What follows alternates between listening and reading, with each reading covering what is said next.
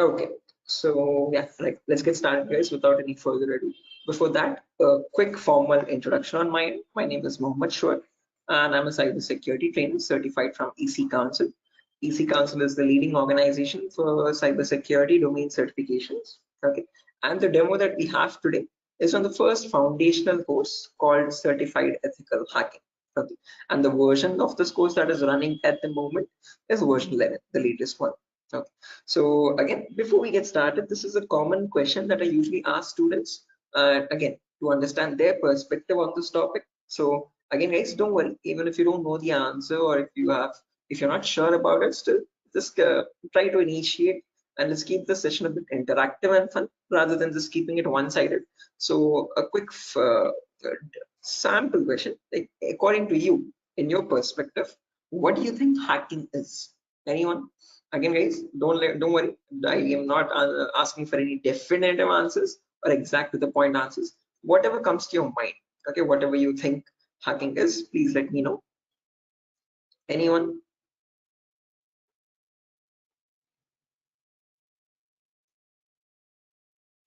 Try to breaking the system. Trying to breaking the system, is that breaking, right? I mean, did I get it right? Break into To the system access is, Yes, try to to access your personal things like computer, mobile. oh, okay, trying to break into the Uh, system or access personal things. Unauthorized access to the system or a data. Unauthorized access to the system or data. That's a great answer. Again, all answers are perfectly right. There's nothing wrong with them. Perfectly correct answers. Anything else, guys? Does anyone else want to add anything to it?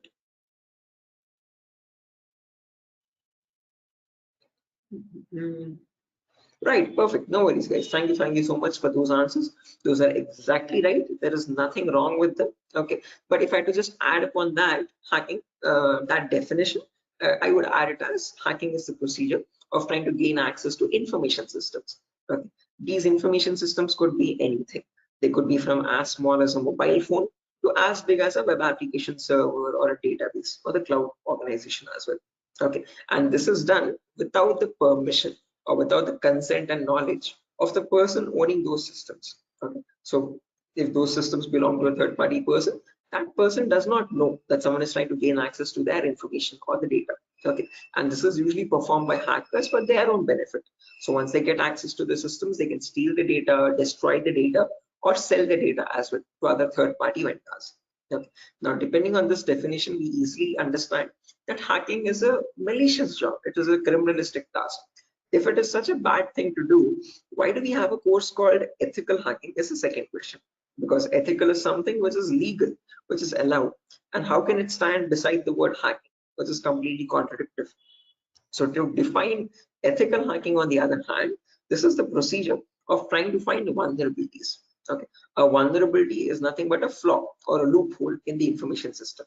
So usually manufacturers might make mistakes somewhere here or there in the coding of the application. Okay, so that gives rise to something known as weaknesses in the information system, or in technical terms, it is also called as vulnerabilities. Okay, and this vulnerability finding, or the process of trying to find these vulnerabilities, is done with the consent and permission of the organization. Okay, so this is done in order to report it back to the target, okay, or to the authority, so that they can apply the appropriate patch for it. And once a patch is applied, that vulnerability is closed. It closes the doorway for the hacker to cause any harm. So thereby, with ethical hacking, we're trying to increase the security of the organization rather than cause any harm. Okay, so that is the main difference, guys, between hacking and ethical hacking. Where in hacking, we are trying to find, again, the hacker tries to take advantage of those vulnerabilities and tries to get information access. But in ethical hacking, you're trying to find those vulnerabilities, you're trying to report them back to get them patched so that you can increase the security. Okay, so I hope these two definitions are clear, guys. Again, if you have any questions or if you have any queries, or if you want me to repeat something, please do not hesitate to let me know. Okay, feel free to interrupt me at any certain point. Okay, so now, depending on these two definitions, guys, of hacking and ethical hacking, we can categorize the types of hackers. So basically, there's three types. There's someone known as a black hat hacker, a gray hat hacker, and a white hat hacker. A black hat hacker can also be termed as a cyber criminal who performs hacking for his own benefit, okay, or sometimes even just for fun, without asking for consent. On the other end of the scale, we have the white hat hacker. Okay, white hat hackers are also known as ethical hackers or penetration testers. These are the people who abide by the laws and policies of the organization, and they work hand in hand with them to find the vulnerabilities and report it back. They do that so that they can secure the infrastructure rather than causing any harm. Now, in between, there's a third category, also known as gray hat hackers. Now, from the name itself, you can figure out they have some qualities of the black hat hacker as well as the white hat hacker, hence a mixture. Okay, so like a black hat hacker, they don't ask for permission before finding the vulnerabilities, but once they find the vulnerability, they report it back to the organization. Okay, and that is done in return for a bounty. A bounty is nothing which benefits them. It could be a financial reward or a reputational reward, anything which benefits them or their careers. Right. So all these three types of hackers, whether it be a black hat hacker or a gray hat hacker or a white hat hacker, they perform hacking or ethical hacking in a certain number of steps. Okay. And those steps collectively are called as hacking cycle or cyber kill chain. Okay. Now let me list those steps out one by one so that we can have a clear picture of what the whole course is about, and then we'll briefly discuss about all of them. Okay, so you can ask your questions regarding those. Okay, so the first step that you perform in hacking cycle or cyber kill chain is known as information gathering. Now, certain organizations term this step in different names. They can also call it as reconnaissance or footprinting.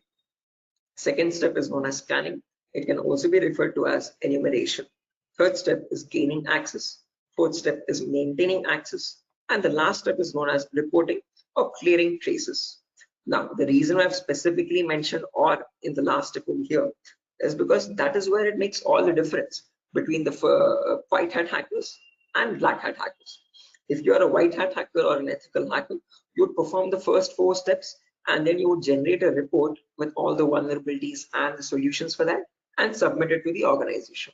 But if you're a black hat hacker, obviously you're not going to submit the vulnerabilities, but you're going to take advantage of them. You're going to attack the system, get access to the data, steal the data, and then remove all the evidences, which is nothing but clearing the traces or removing the footprints. Okay, so any questions or doubts, guys, up to this part before I proceed further into the technical part?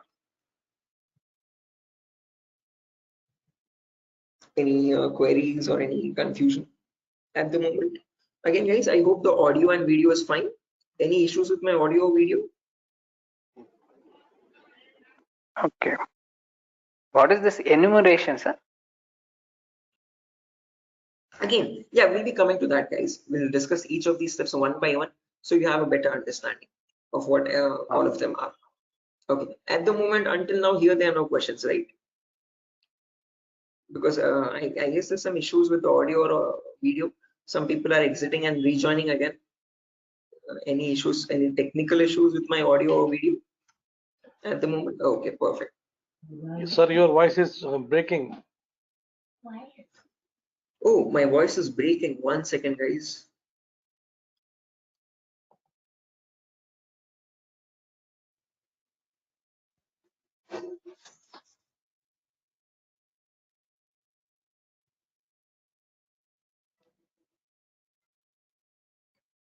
Okay, hello, 1 2 3, hello, 1 2 3. Now it is Guys, okay.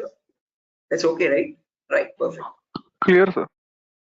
Right, let's proceed now, guys, and understand each of these steps one by one so you have a clear picture of what they are. So the first step is information gathering. Again, as the name itself suggests, this step involves the hacker or the ethical hacker to gather as much data as possible about your penetration testing target. Okay, and all this information is gained passively. What I mean by passively is that you get this information from other third-party sources rather than contacting the organization directly. Okay, so for example, if I have a target like Wipro.com, about Wipro.com, I'll start searching online for all the material for it, okay, all the data regarding Wipro.com servers. Okay, the main question is, what kind of data are we talking about over here? And this is the information that we require. So firstly, we try to figure out all the IP addresses and the range of IPs used by the Wipro's main servers or the secondary servers. Then the who is records to understand who is hosting Wipro.com and since when has it been hosting itself. Then the DNS records to understand what information is stored in their DNS servers, domain name servers.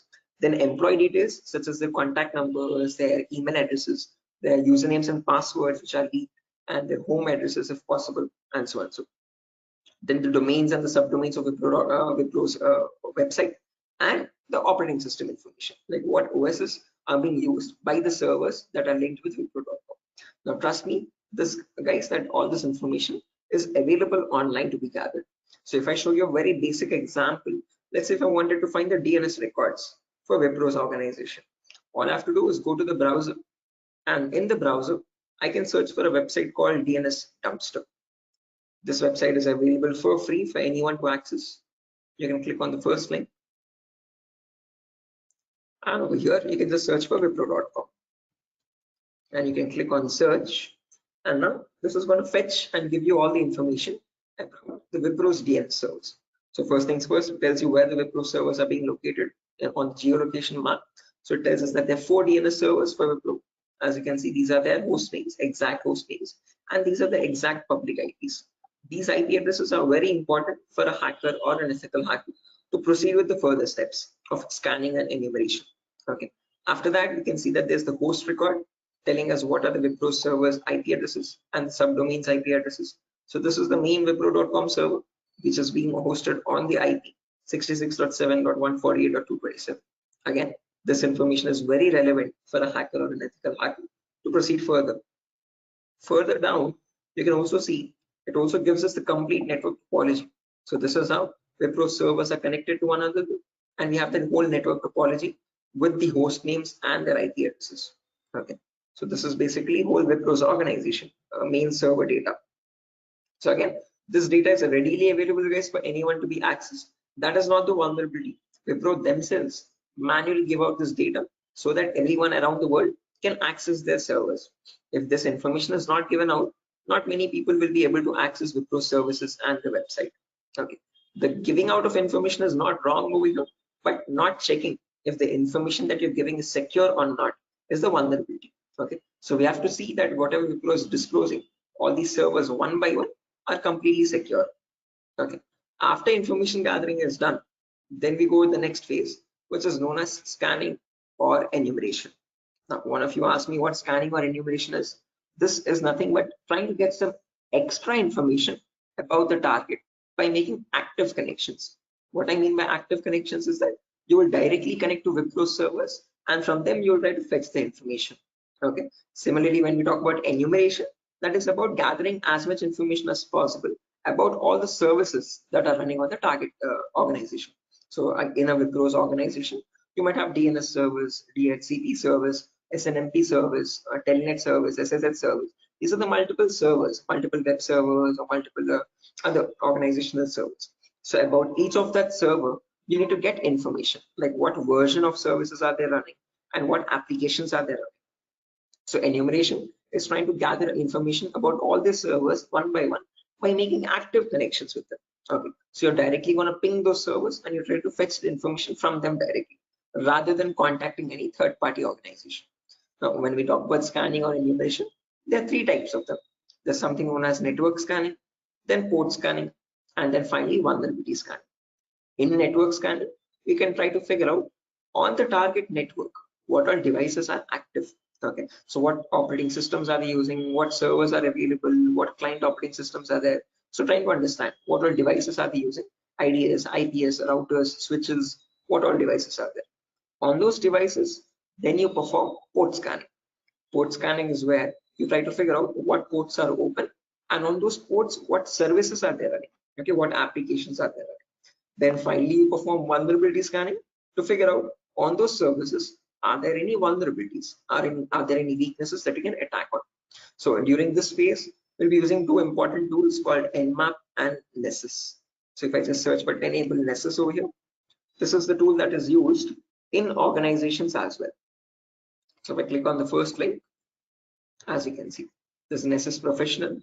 If I click on buy, it's around $4,000 for 1 year subscription.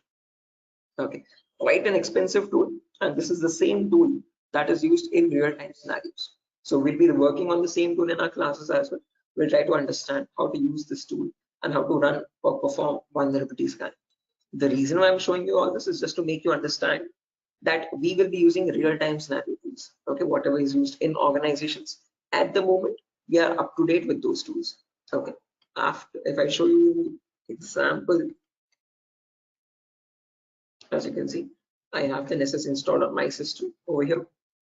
I'll show you how you can install on your system as well, and you can see you can perform various types of scans, and once you scan a system, it shows all the vulnerabilities one by one, the critical vulnerabilities or medium vulnerabilities, information based vulnerabilities. Again, don't get too confused, guys. We'll again learn how to understand this report. What are these vulnerabilities? What are these different levels of vulnerabilities? We'll understand all that. Okay, but basically Nessus is a tool which can perform network scanning or port scanning and try to understand what vulnerabilities are there on each and every system. So this is an automated tool. We'll learn how to perform automated testing and get a report from it. Once you get a report, you need to perform manual testing also. Okay, and that is nothing but our next phase, which is gaining access.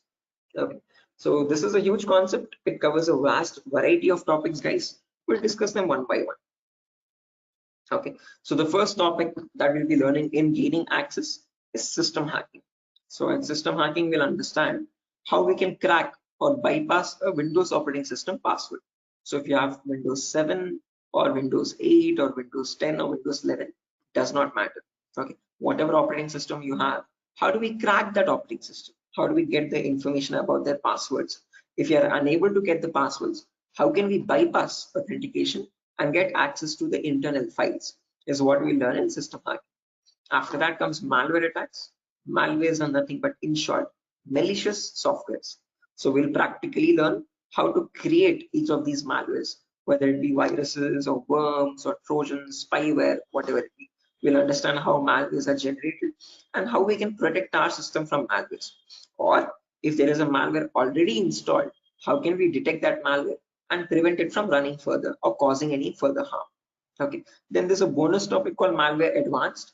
This is again not included in the CH curriculum. We have just added it as a bonus topic for students to have better understanding about malwares. In this, we'll be sharing the resources to understand how you can create your own malwares by using Python program. So just in case if you know Python, well and good. If not, also not an issue. We'll be sharing the resources as extra material to understand. So if you are interested in malware development also, this is a very important bonus topic for you. After that comes network penetration testing. In this, we'll learn all the common network attacks. So in a network, you have multiple, again, devices, IDS, IPS, multiple different types of servers, like mail server or DNS servers, DHCP servers, SNMP servers, and so on. So we'll understand how to check for vulnerabilities on each of these servers. Along with that, we can perform a few attacks as well. Sniffing attack, man in the middle attack, denial of service attack, or distributed denial of service attacks, DDoS. Okay, and hacking Wi-Fi routers, trying to crack the password of Wi-Fi routers and getting access to those routers. All this comes under network penetration testing. Okay, all the common attacks that we can perform in a local network. After that comes social engineering, where we learn how hackers create fake websites. Okay, whether it be facebook.com, instagram.com, twitter.com, or flipkart.com. How are hackers creating fake login pages, and from those fake login pages, how are they getting the passwords, credentials? So we learn what phishing attacks are, what are the other social engineering attacks through which hackers manipulate victims into getting their passwords. Okay, so we learn all that, and we'll also understand how to prevent these attacks, how to distinguish between a fake page and an original page, and so. After that, we have web application pen testing. In this, we learn all the common vulnerabilities that exist on websites. So again, websites also have some weaknesses, okay, on which attackers can exploit and try to get access to the internal web server data or the internal database data, and so on. So to list out a few, there's vulnerabilities such as SQL injection, cross-site scripting, broken authentication, file upload vulnerability. Now, might sound very technical, guys, but these are the weaknesses using which hackers can get access to your information, to your passwords and usernames. Okay.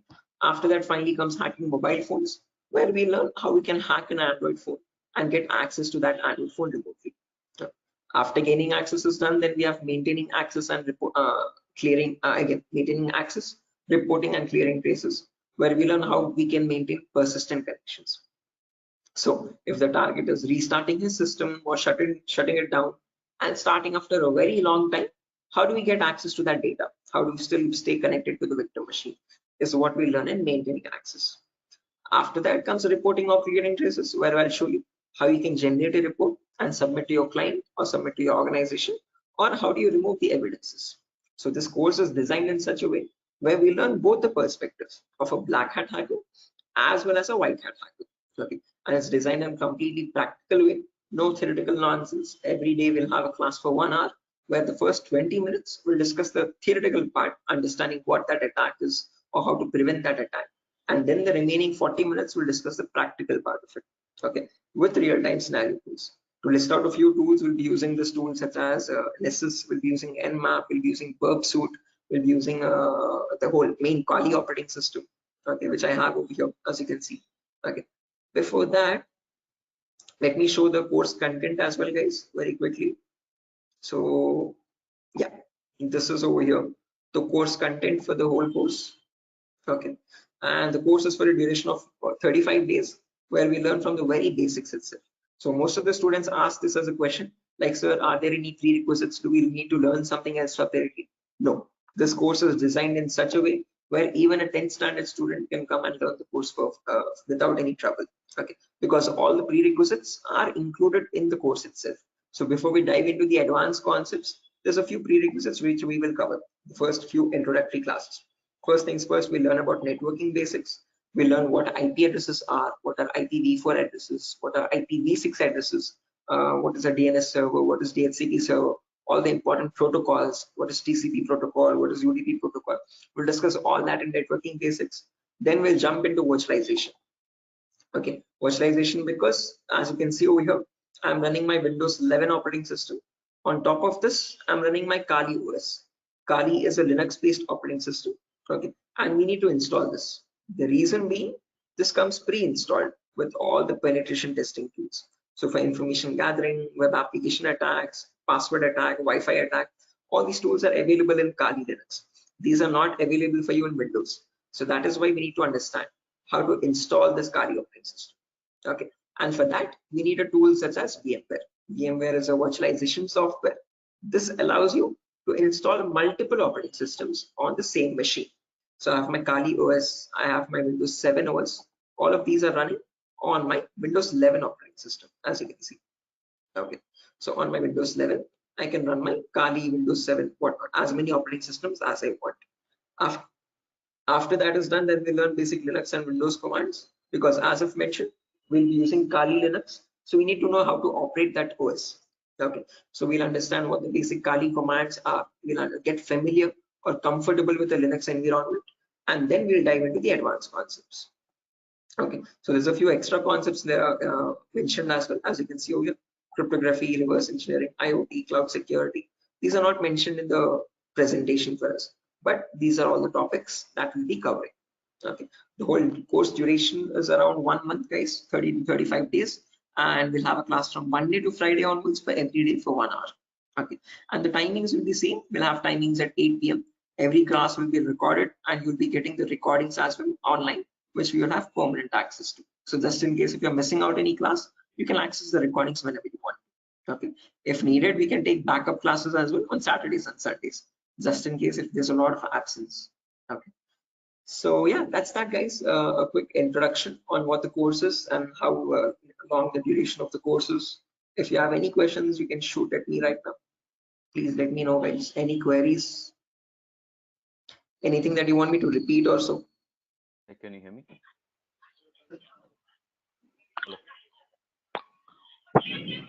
Hello. Yeah, hi. Sir, why we use that websites that you show before this PPT? Sorry, Yogesh, I didn't get your question. Can you please repeat? Sir, we as you said that we use some websites for ethical hacking. So that website that you opened before this PPT, I'm asking about that Yeah. website. The DNS dumpster website, as you can see over here.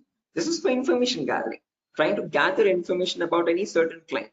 So before we perform hacking, it's very necessary that we know all the data about that organization or the data about that target. So in order to get that data, we have to visit these third-party websites. Okay, sometimes your organization might not give you that data sufficient for us. Okay, that is why we need to gather that information from other third-party sources, websites like DNS Dumpster and so on. Okay, the more the data you have, the more possibilities you have to attack the system. Okay, the more attack vectors you can find or possible paths you can find to attack the system. Okay. So that is why it is necessary to access these websites and get the data about our target from these websites. Okay, okay, so understood. Right. Any other questions, guys?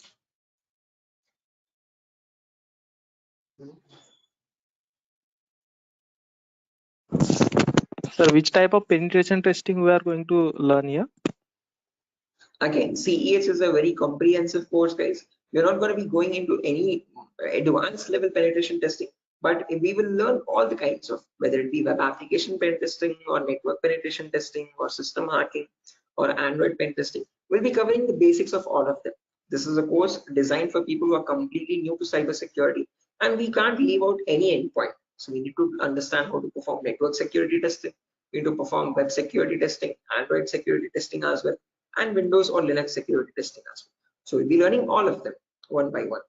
Okay, we'll be covering each and every endpoint that is left, as you can see over here in the course content. Okay, but as I've mentioned, we won't be going in depth of all of them. We'll learn how to check for security vulnerabilities, basic vulnerabilities, and how to remediate them, how to remove those vulnerabilities. Okay, if you want to learn about any advanced after CEH is done, then you can go with advanced courses such as web application pen testing for bug bounty. This course is specifically designed only for website security testing. So in this, we'll be going with OWASP top 10. Okay, this is an organization which gives you the list of necessary vulnerabilities that you have to test for, and this course only focuses on web applications, nothing else. Okay, so after CEH is done, then you can choose a specific domain, and depending on your interest, you can choose your specialization. Okay, whether it be website security or Android security or network security or cloud security and so on. So Okay, sir. Thank you. right. Any other questions, guys? No, sir. Right. Okay. After So course completion, certification provided. yes, if anyone is interested in writing the CEH certification as well, we provide support for that also. There's complete pass guarantee. So I usually handle the certifications myself. So if you're planning on writing a So this is certification, job guarantee. this is what? Sorry. Job guarantees. Sorry, I didn't get you guys. Can you please repeat that? Hello. After this course, his job is. He's asking Oh a yeah, placement assistance. job assistance. Again, guys, at Durgasoft, you're not going to be providing any confirm guarantee that we'll be placing you in an organization, but we'll be sharing your resume once you forward it to our consultancies. Okay, so in the price of 8,000 rupees, we are only including the course content with the course completion certificate. And if you're planning on writing a certification, we will give you certification support as well. Okay, so at that price of 8,000 rupees, we are not in contact with the complete job placement facility, but we do have few consultancies where we can give you your resumes too. Okay, once you're done with the resume preparation, I'll be helping you out in understanding how to create a resume as well, depending on a cybersecurity profile. I'll be also sharing the common interview questions, and I have a few references as well to whom I can forward your resumes. Okay, and again, we will be giving you the interview calls, and you can start attending interviews over there.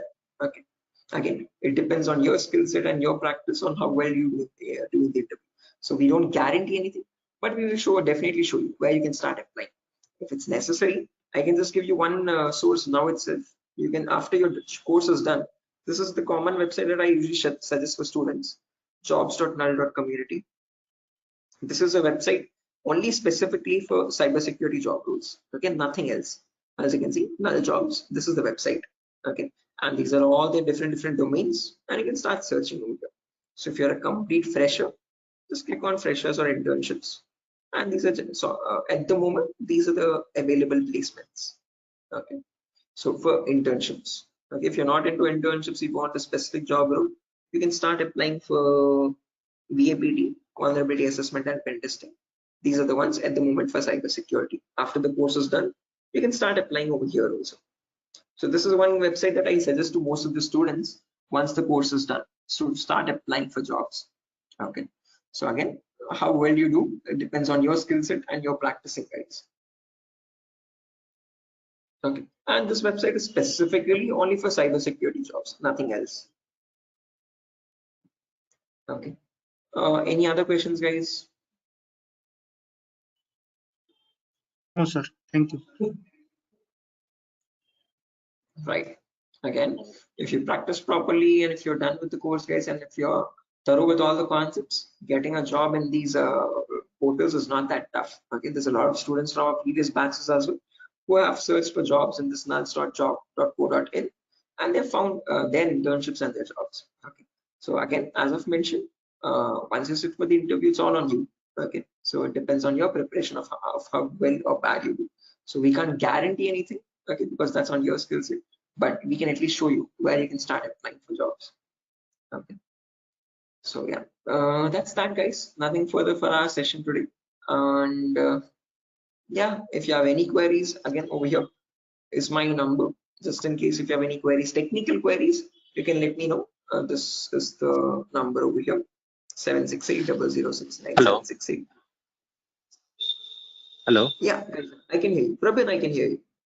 Yeah. So I just wanted to know. Actually, I'm a working professional. I'm Right. I'm working on the front end side, but wanted to move into this domain. So, what suggestions could you, give me on that side? Again, same, I would recommend if you're completely new to this domain, go with Certified Ethical Hacking, CH version 11. This is a foundational course for people completely new so you'll be learning everything from scratch. After that is done, if possible, if you have time and financial permits you, you can write the certification as well from EC Council. So there'll be a CH examination for 125 questions. Okay. And if you give 75% of them right, you get certified from EC Council. You get a certificate from the US organization. Okay, so that adds edge to your resume. If not, if you are not, again, certification is quite costly. It's around $500. So if you're not planning on writing the certification, I would recommend doing some extra advanced courses as well after CH is done, and then add that at least to the resume to build some edge again.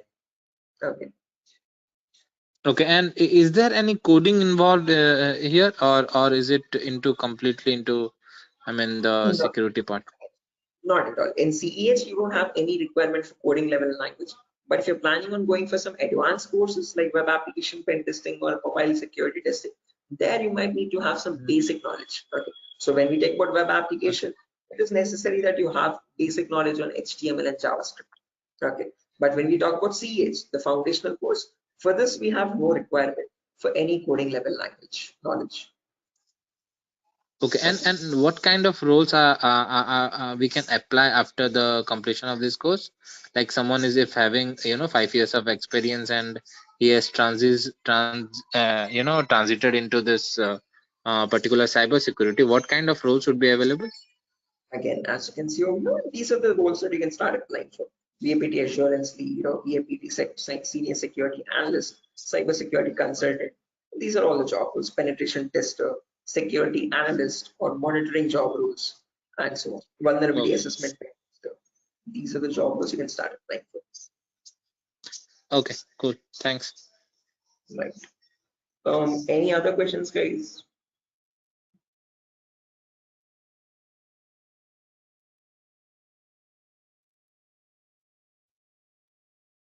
Right. Assuming there's no more questions, guys. So yeah, that's that for a session. Nothing further. Again, we'll be starting the course from Monday onwards, guys. Tomorrow and day after tomorrow, we'll be having the same demo. So just in case if you have joined late also, you can join tomorrow as well at the same time. And if not, you can directly join the course on Monday. Okay. If you have any further technical queries, guys, here's my contact number as I've mentioned already. Although if you have any queries regarding the course date or again course fees regarding that, you can contact the institute. Okay. So yeah, that's that, guys.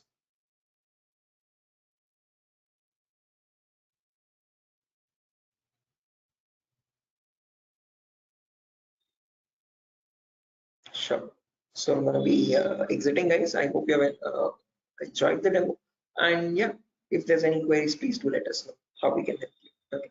Have a good day, and I'll see you soon. Bye bye.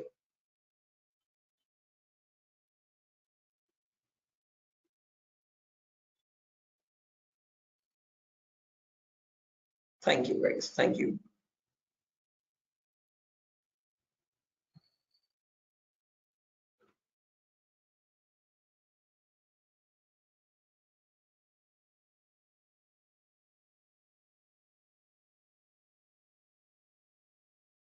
Okay. Hello, guys. Can you hear me now? Biswajit Singh, Rakesh, Ravikiran, Maman, Shiva, Sujata. I hope I'm audible now, guys. Yeah, Biswajit. Can you hear me now? Yes, we can. Right, perfect. So let's just wait for 2 more minutes, guys, for the other people to join as well. And then we'll be starting the session. Until then, if you have any queries or if you have any questions before we start the session, you could please let me know.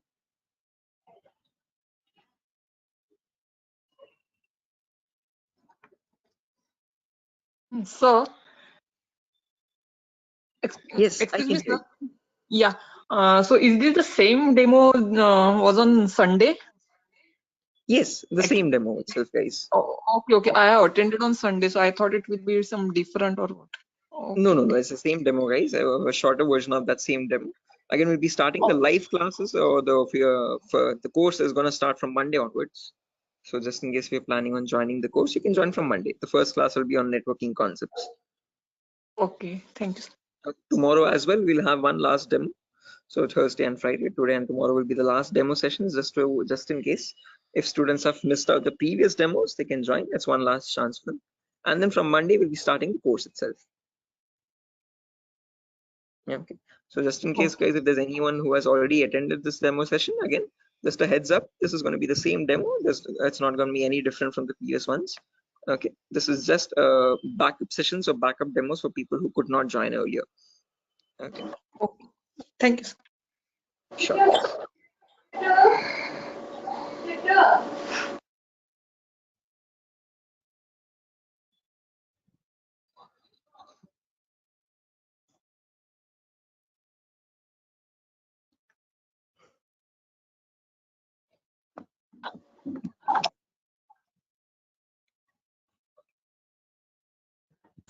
Sir, it means I can directly join on Monday because yesterday I was also present.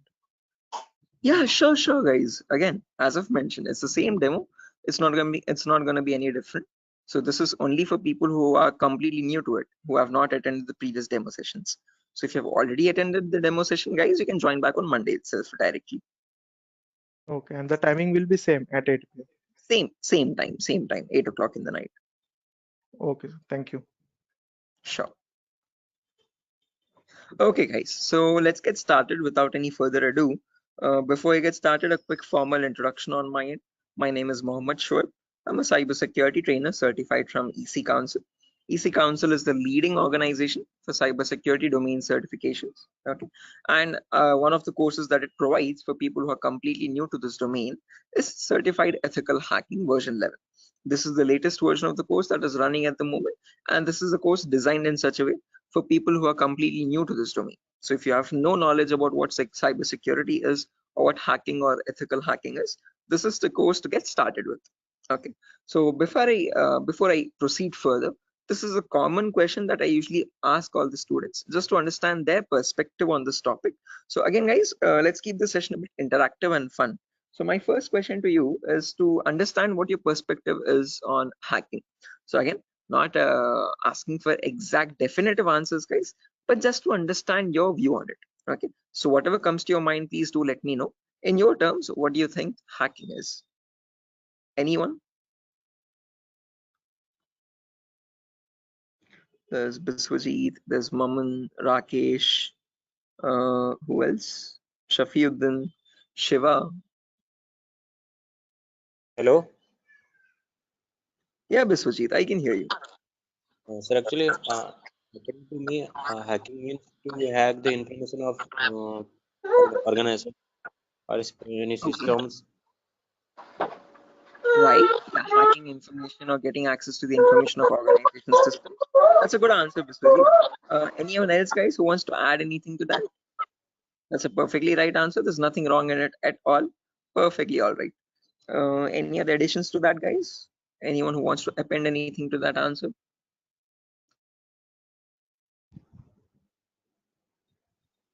Okay, no worries. Shiva, you were about to say something? Your mic was unmuted for a while. Did you have an answer? Okay, no worries, guys. So let me just add on with Biswajit's answer. So if I had to define hacking on, depending on using on his words itself, hacking is nothing but the procedure of trying to gain access to information systems. Okay, now these information systems could be anything. They could be as small as a mobile phone to as big as a database or a web application server or cloud organization itself. Okay, and this gaining access to these devices is done without the permission and the consent of the person owning those systems. Okay, so the organization who owns those systems has no clue that someone is trying to gain access to their data. Okay, and this is usually performed by hackers for their own benefit. So once they get access to the data, they can steal it, they can destroy it, or sell it on the dark web to other third-party vendors. Now, if hacking seems such a malicious job, why do we have a course called ethical hacking? Is the second question. Because ethical is something which is completely legal. And how could hacking become legal now? That's the main question.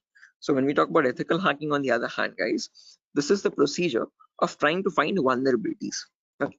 A vulnerability, in simple terms, can also be called as a weakness or a loophole in the information system. And using these weaknesses only, hackers try to get access to the target informations, target information systems data.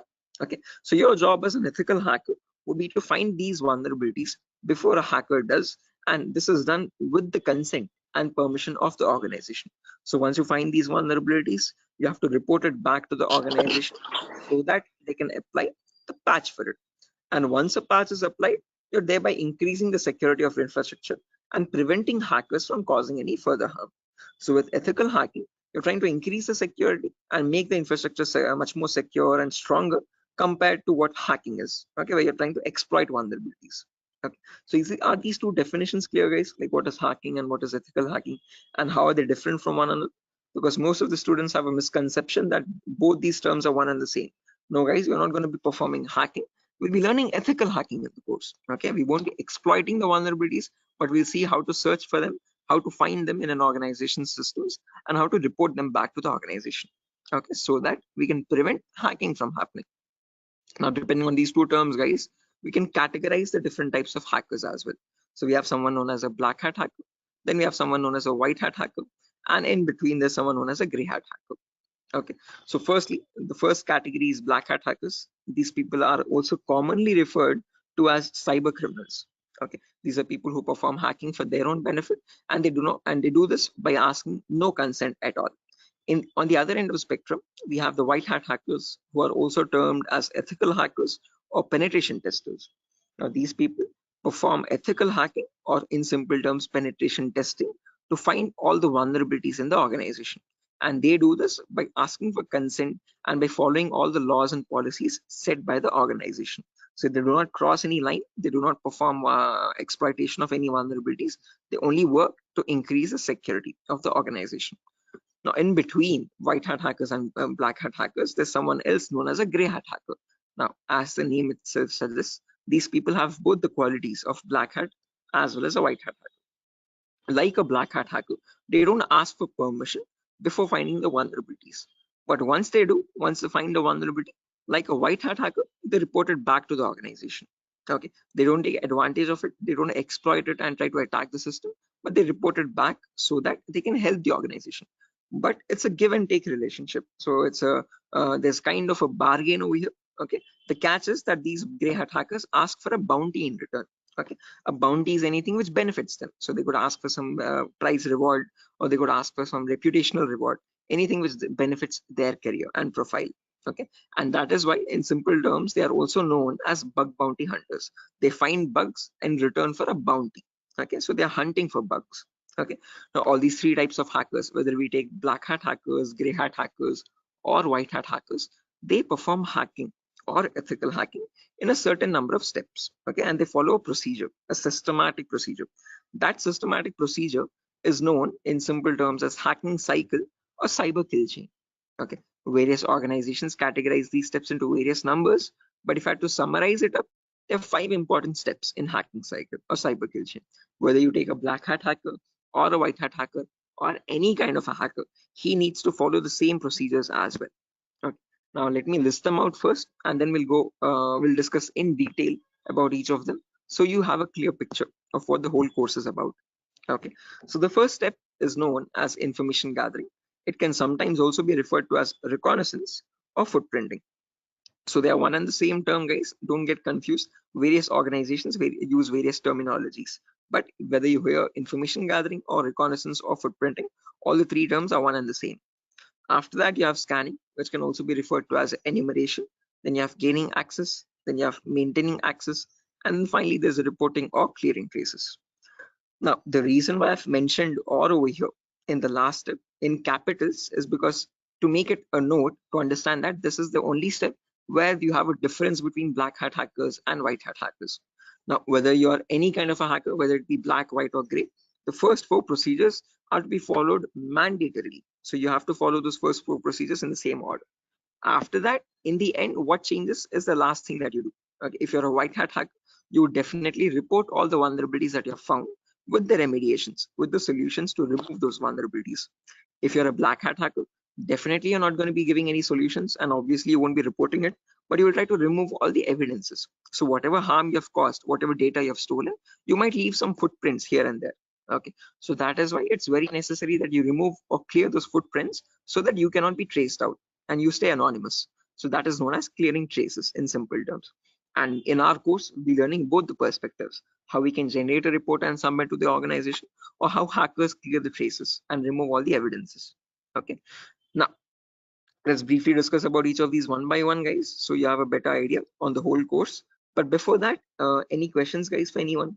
Again, please feel free to interrupt me at any certain point. Do not hesitate to ask a question. Please let Hello, me know. Yeah, Biswajit, I can hear you. sir, is this class is getting recorded? Yeah, this will be recorded, definitely. Every single class that we take will be recorded and it will be uploaded to the Google Drive. So even once we start our course as well, the whole duration of the course, every single day we'll take a 1 hour class, and each class will be recorded and uploaded to the Google Drive. So that just sir. in case if you're missing out, if you're absent for a session, you can access the recordings whenever you want to. Okay. Okay, sir. Actually, from the starting, you told about hacking and ethical hacking. So, could you please briefly tell me? Hacking means like you're hacking the particular credence, some credential information, like something personal information you are hacking. But ethical hacking was that I did not get it properly. Good question. Again, Biswajit, when we talk about hacking, this is something that cyber criminals perform.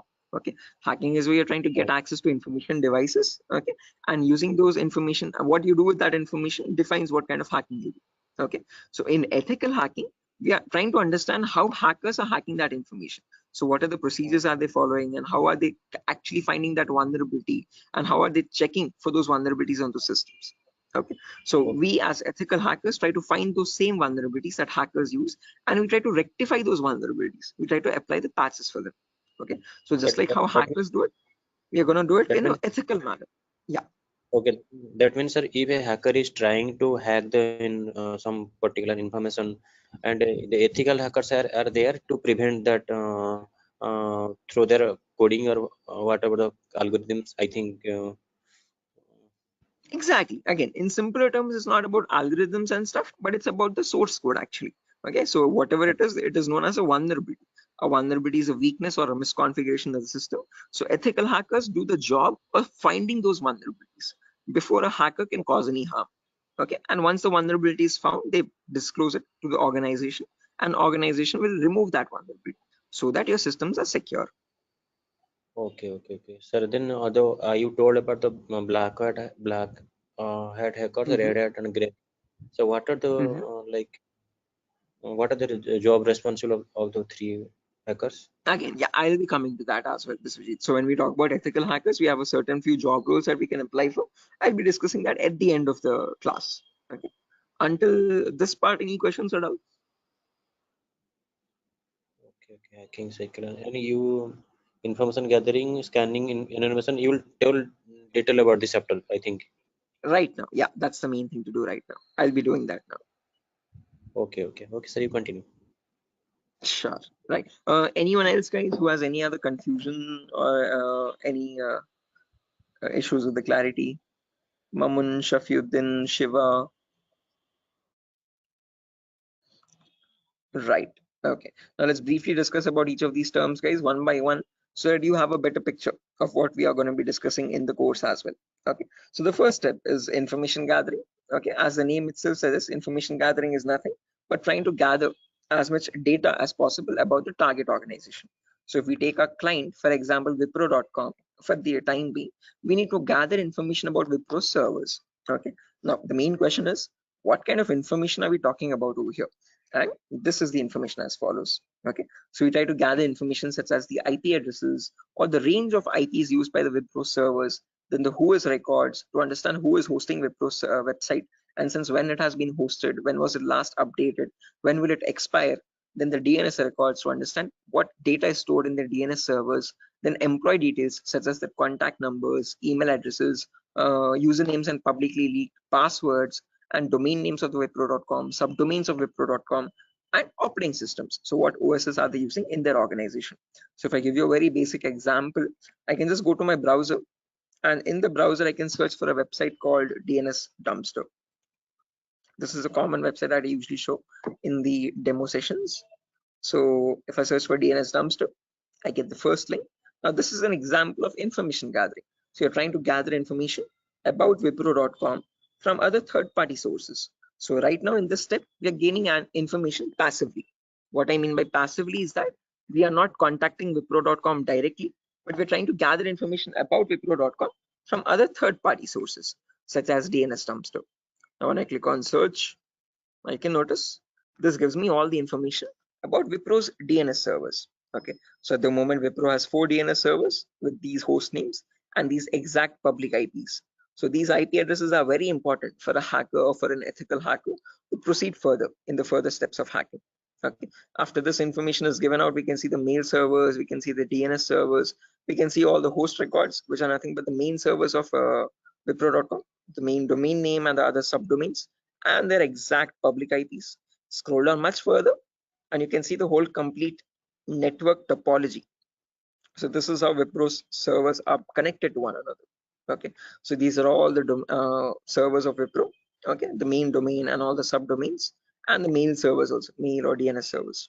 Okay, so this gives us complete information of all the endpoints that you have to test for complete security of Wipro.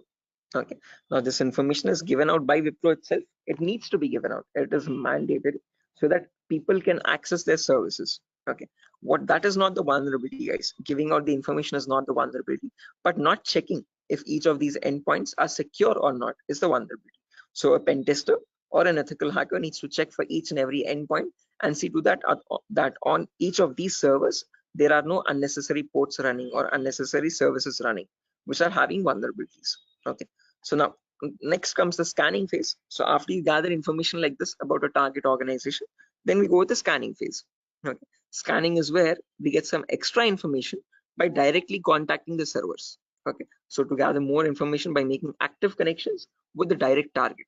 So in this phase, we'll be using 3 types of scanning. There's network scanning, port scanning, and vulnerability scanning. In network scanning, we try to figure out on the target network, on the target organization, what all devices are being used. So if we take Wipro, for example, in Wipro's company or in Wipro's office, what all devices are being used? What servers are they using? What firewalls are they using? What IDS, intrusion detection systems or intrusion prevention systems are they using? And what all services are they using? DNS, DHCP, and so on and so. Okay, once we know that, then we perform port scanning to figure out all the services as well and their version details. So if they're using DNS service, what version of DNS are they using? If they're using mail services, what mail services are they using and what versions are they? Okay. Finally, perform vulnerability scanning to find the weaknesses on those servers. So if there's any application with an inbuilt weakness, or if there are any misconfigurations like weak password or default unnecessary ports open, all that comes under vulnerabilities. So we scan for vulnerabilities by using some automated tools. Okay. So if I go to the browser now, I can show you one of the very important tools, which is Tenable Nessus. So this is the same tool that is used in organizations, guys. As you can see over here, quite an expensive tool as well. If you click on buy, You can say it's around $4,000 or so for 1 year subscription, and we shall be using the same tool in our lab setup in our classes. So let me show you how the tool looks like. Admin password. Yes. So again, default password, default credentials, policies, scan templates. So this is how your Nessus tool looks like, guys. So this is capable of performing your network scan or port scan or vulnerability scan, and gives you the list of vulnerabilities. So once you perform a scan, it shows you in your network whatever devices are there, what vulnerabilities are there on those devices. So it categorizes the weaknesses on the system in 5 levels: information, low, medium, high, and critical. So if a company has any critical vulnerabilities, it means hackers can easily get access to their servers. Okay, so we'll understand how to perform vulnerability scanning, how to know if a system has any vulnerabilities, and if hackers can hack their organization so easily. Okay, if they can hack, how do we provide the solutions is also what we learn. Okay, after scanning is done, then we go with the next phase, which is gaining access. Now this is a huge concept, guys, covers a lot of variety of topics, and these are the topics as follows. Before I proceed further, any questions or doubts up to this part, guys, in information gathering or scanning?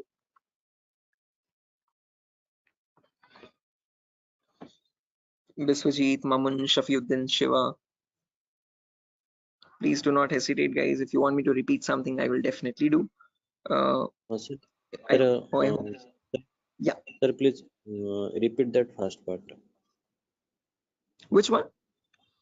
Like before gaining access, you told about some gathering information. Like I understood that what if their system in vulnerability in the system, so hackers are easily hack that system. So I understood somehow. Oh yeah, in information gathering again, Biswajit, as I've mentioned, we try to gather information from other third-party websites. So there's websites like DNS Dumpster, Hunter.io. So from other third-party sites, we gather information about the target. After that, then we perform scanning. So we directly get access to target servers or whatever target it is, whether it is Wipro.com or so and so. Okay. And in their target organization, we perform the scanning to figure out in their network what devices have what vulnerabilities. So in my local network, I have scanned for 3 devices, and in each of these devices, I can see the weaknesses on each system. Okay. Tells you what the weakness is. Okay. If there's an unsupported OS, what is the solution to remove that vulnerability, and what can be performed with that vulnerability. So this scanning tool gives you that up-to-date information. Okay, so this is all this all comes under automated vulnerability scanning. Okay, so this is something that you always perform in an organization to test for vulnerabilities on different systems. Okay, it is software. Yeah, it is a software. This is the Nessus tool. The Nessus tool is nothing but a software that we have. Okay, sir. Okay.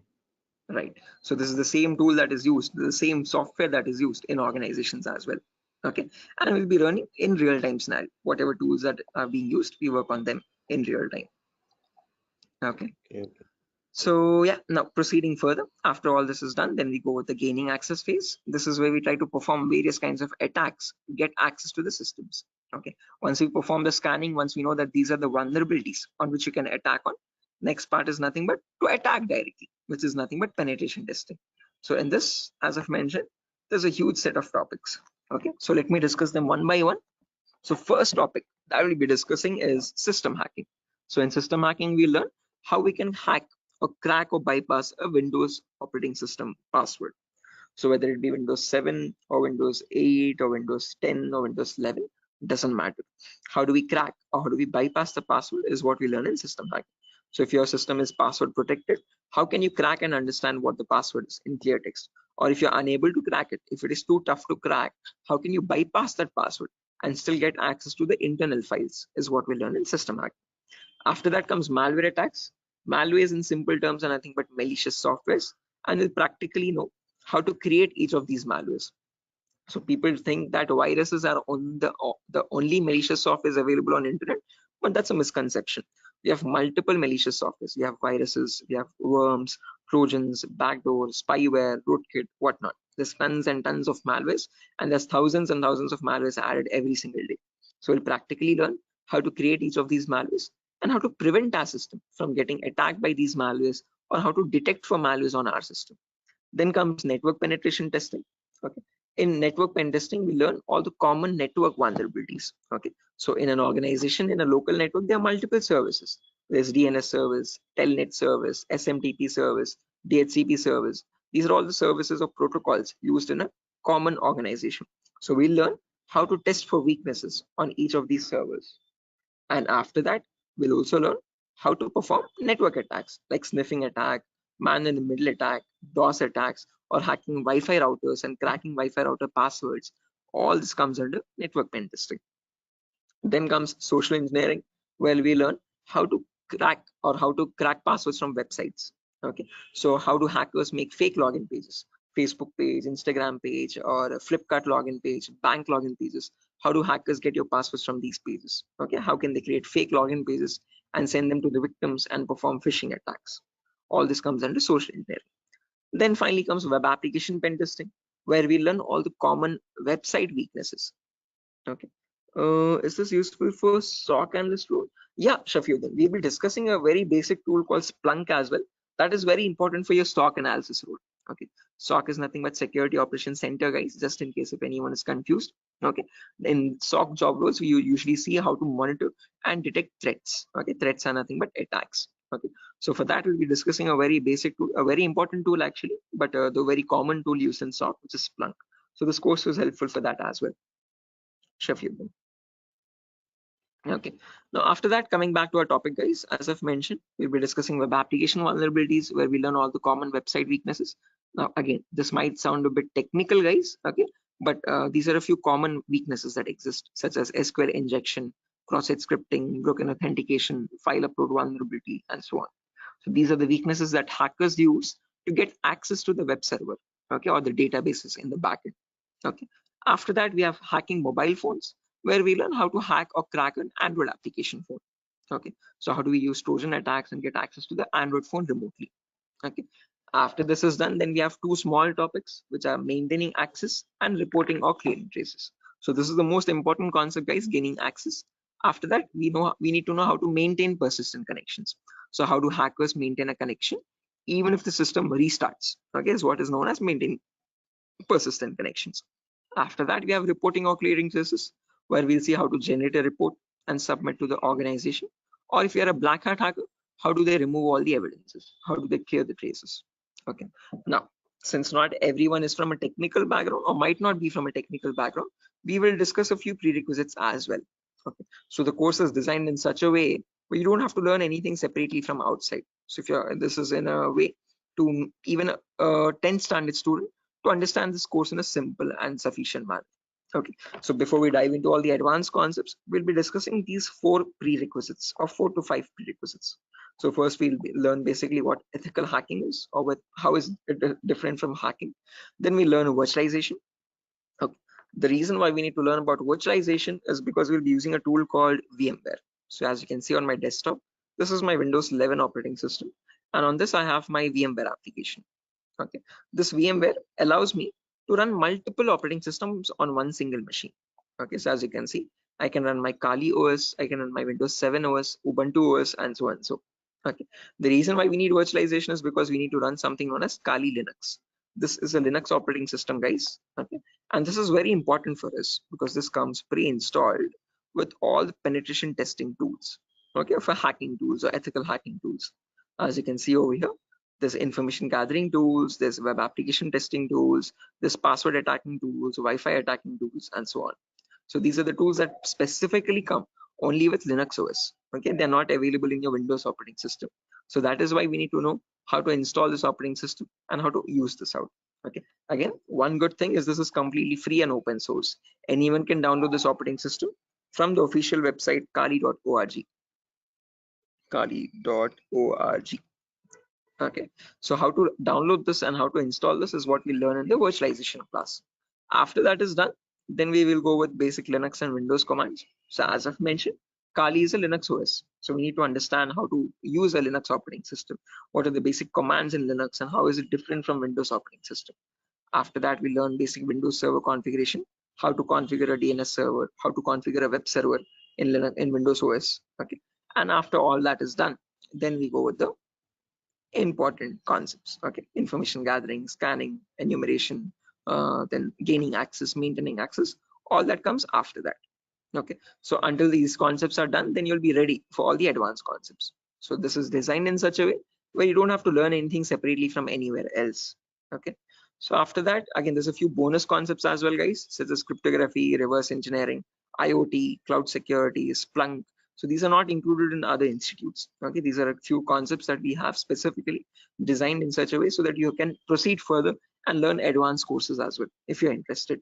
Okay, so yeah, that's that, guys. Again, one last thing, the whole course is for a duration of 1 month, where you'll have classes from Monday to Friday every day for 1 hour. Okay, and every class will be recorded and it will be uploaded to Google Drive. So just in case if you're missing out any classes, you can access the recordings as well. Okay, so yeah, that's that, guys. Any questions on your end? Yeah, Biswajit, you were asking me one question, asking about the job roles, I guess. So once you're done with the course, you can start applying for job roles like SOC analyst, vulnerability assessment tester, or penetration tester, or again, security engineer, and so on. So, okay. So these are the job roles you can apply for once you're done with the course. Actually, I have taken this course on. I was just learning this course just to get a job in that ethical hacking, like information security, and in any IT company. So actually, sir, as I came to know that, sir, is there any like coding algorithm required to just like to do such kind of activity in Good ethical question. hacking? Great question. This is a very common question that is frequently asked by students, that do we need any coding knowledge required for this course? Definitely not. So, sir, in CEH we will be discussing again. We will be primarily focusing on Linux operating systems. So we need to know how to use a Linux OS properly. Okay, so that is the only requirement which we will be learning throughout the course. Okay.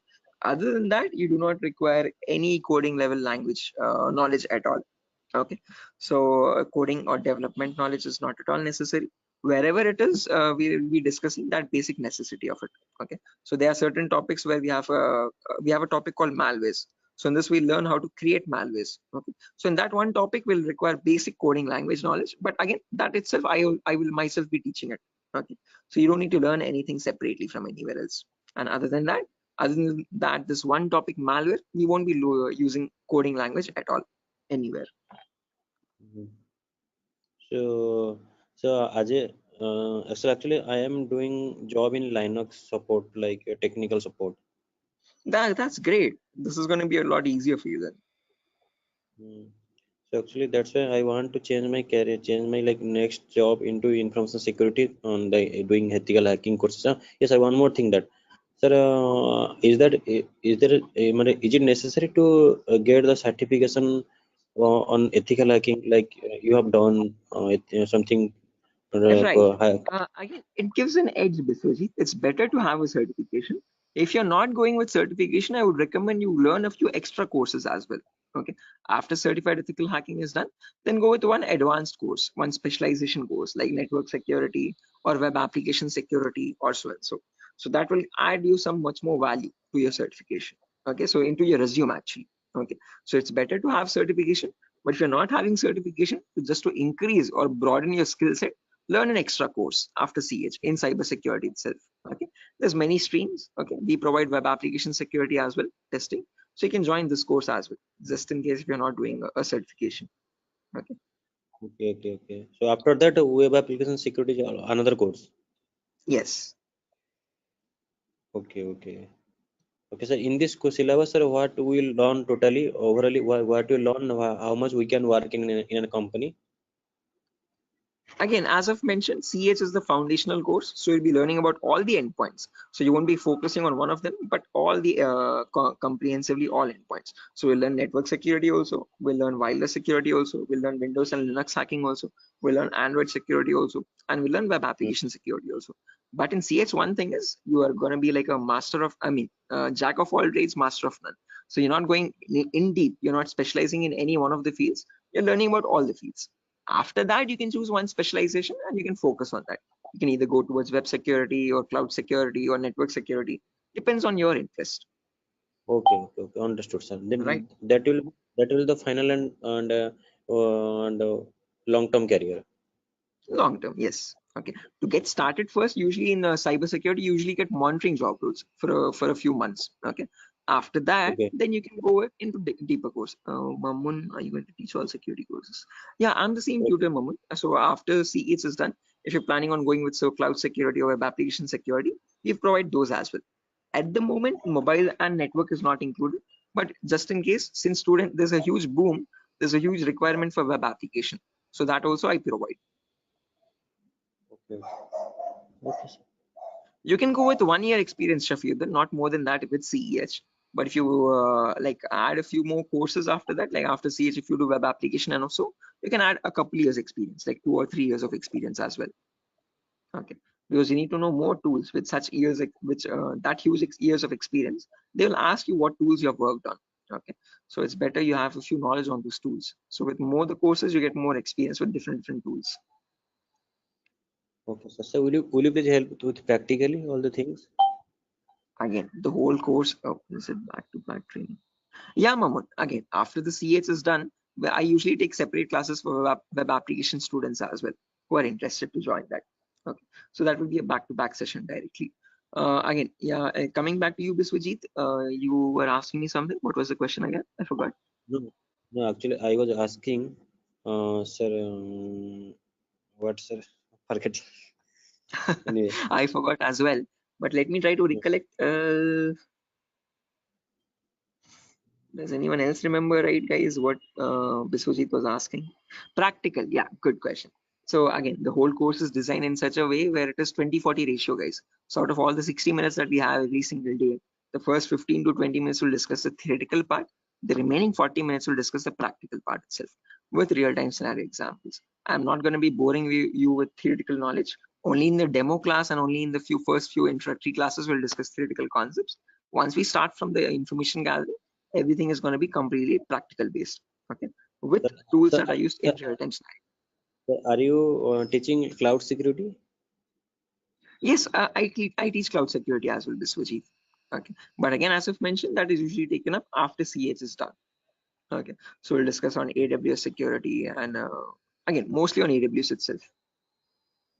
Actually, I wanna make my career into that like cloud security part.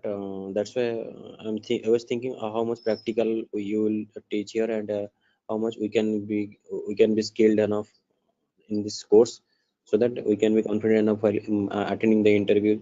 So, will you please discuss on about some like mock interview questions and resume building?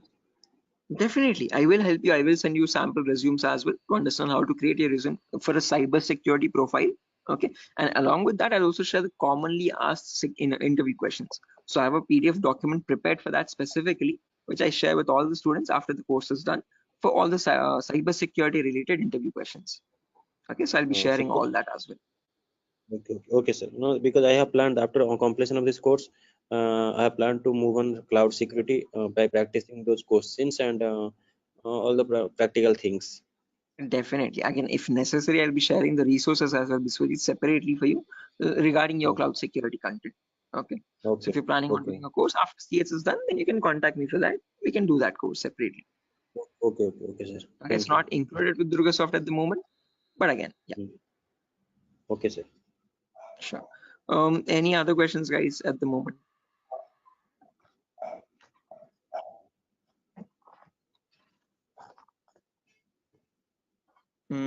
Okay, assuming there's no questions, guys, I'll be ending the session over here. And yeah, that was great interacting with you guys all, Biswajit, especially with you because you have asked a lot of questions. So I hope everything is clear and you have no more unresolved queries. Okay, now I understood. I will follow that like recording also. If I got any doubts and demo sessions, I will ask you in the next class. Definitely, sure, definitely. Again, guys, if necessary, here's my contact number as well, 76800696768. If you have any technical queries, you can contact me over here. If you have any queries regarding what other technology we should know, again, Maman, as I've mentioned, it's better to have Linux knowledge, Linux commands knowledge, and how to use a Linux operating system, and basic networking knowledge. What are IP addresses, what are IPv4, what are IPv6 addresses. If you do not know these also, as I've mentioned, all these are included in the course itself. So these are the prerequisites which are required. But again, I have included them in the course just in case if you're not familiar with them. Okay.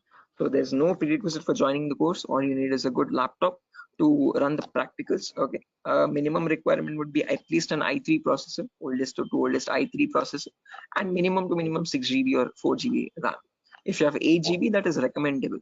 Okay. Recommended. But if you have minimum 4, it might hang a bit, but it will work. Okay. So one important requirement is you need a laptop or a device for practicing, because we have a lot of practicals in the course. Okay. So other than that, nothing else is required. Okay. Just interested mindset and a device to practice on. Those are the only 2 requirements for this course. Nothing more. Okay. All right.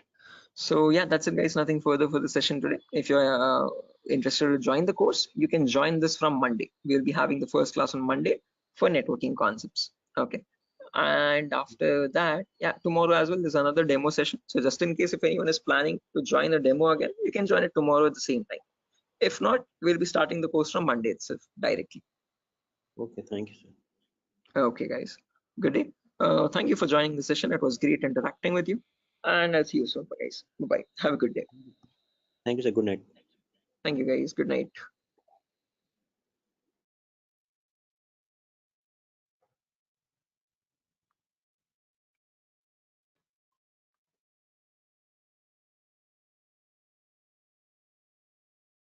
Guys, can you see the screen now? Yeah, I can see you now. Yes, sir. The Yes, it's Sujata, visible. Somat. Yes, sir, it's visible. Right, perfect. Thanks. Okay, how many people are there? Kiran, Rakesh, Biswajit, Prashant, Shiva, Somat. Okay, perfect.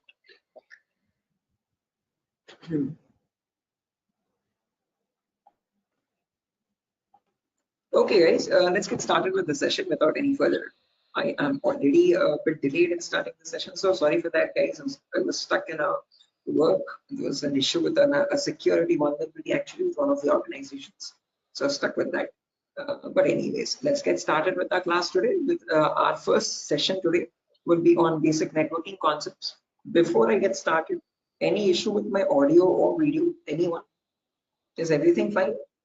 Can I proceed Yes, with the sir. class? No, actually, we are getting some like noise.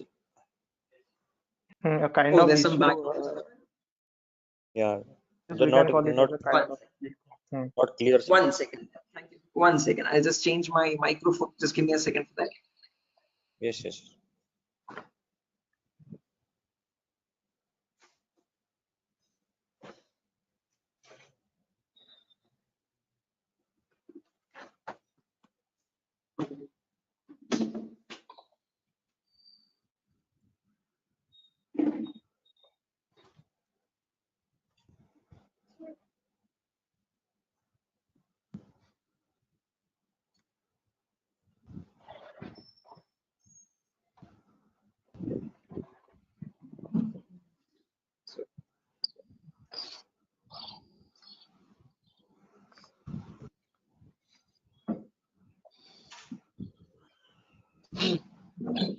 Okay. How does it sound now, guys?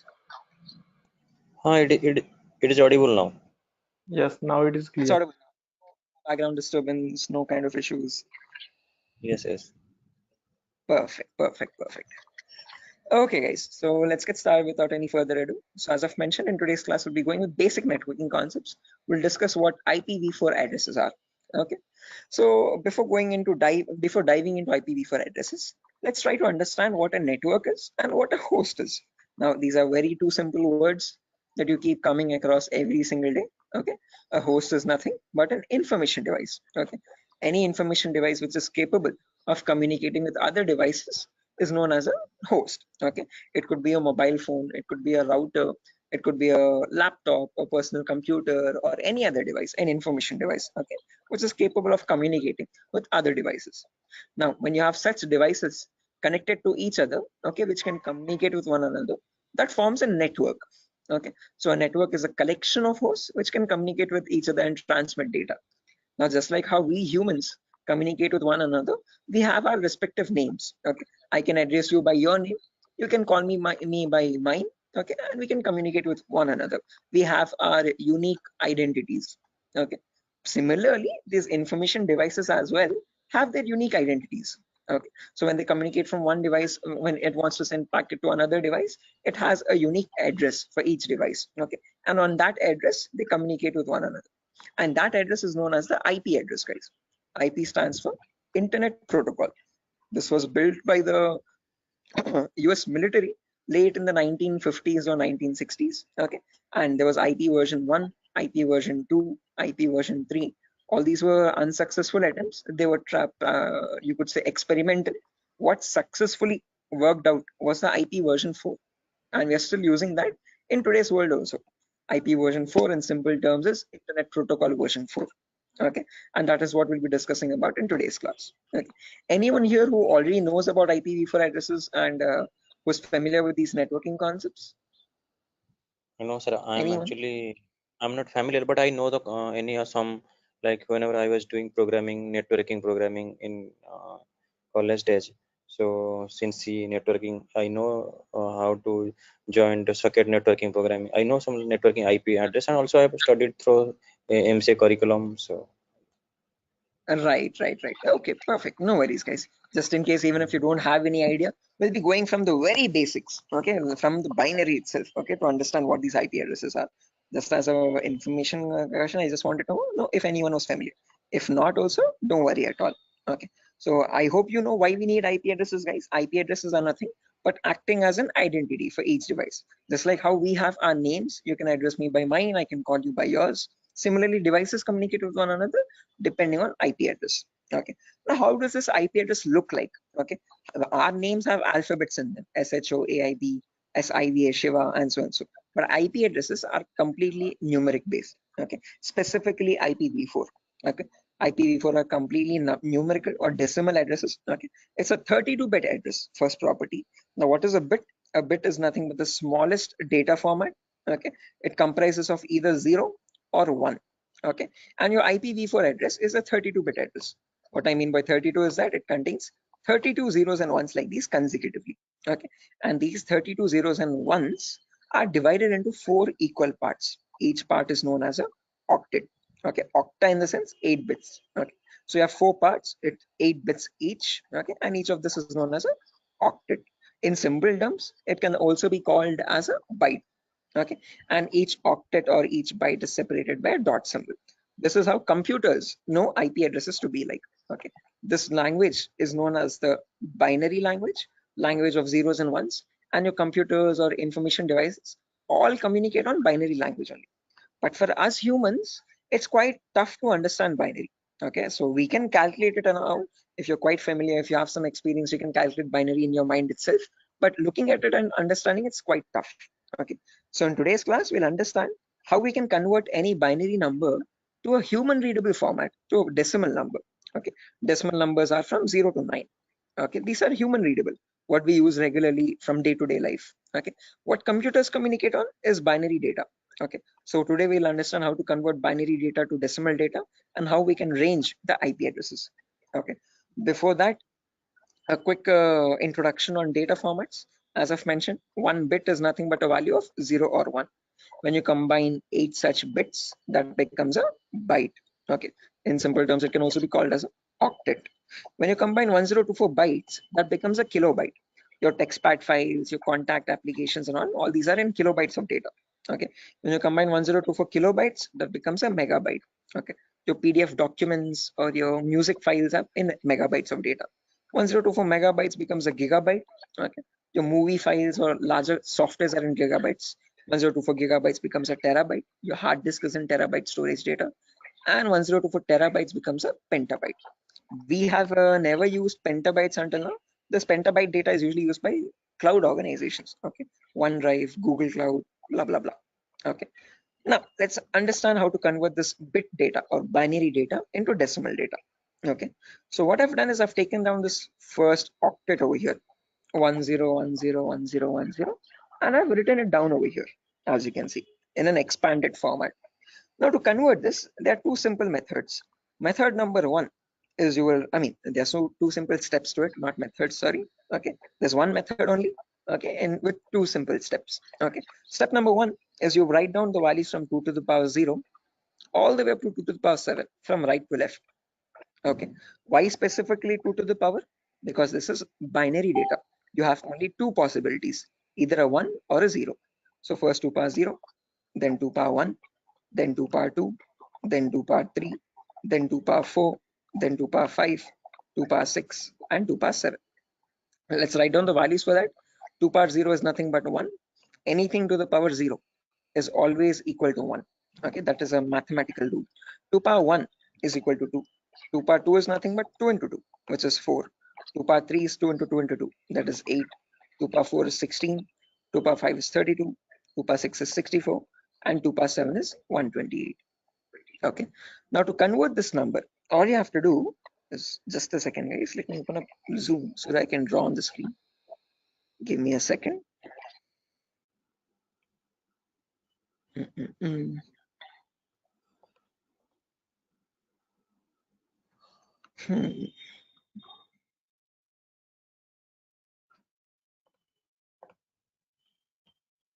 Right, perfect.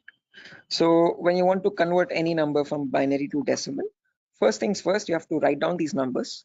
Then you multiply the lower number with the top one and add with the next one. As simple as that. Multiply, add, multiply, add, multiply, add.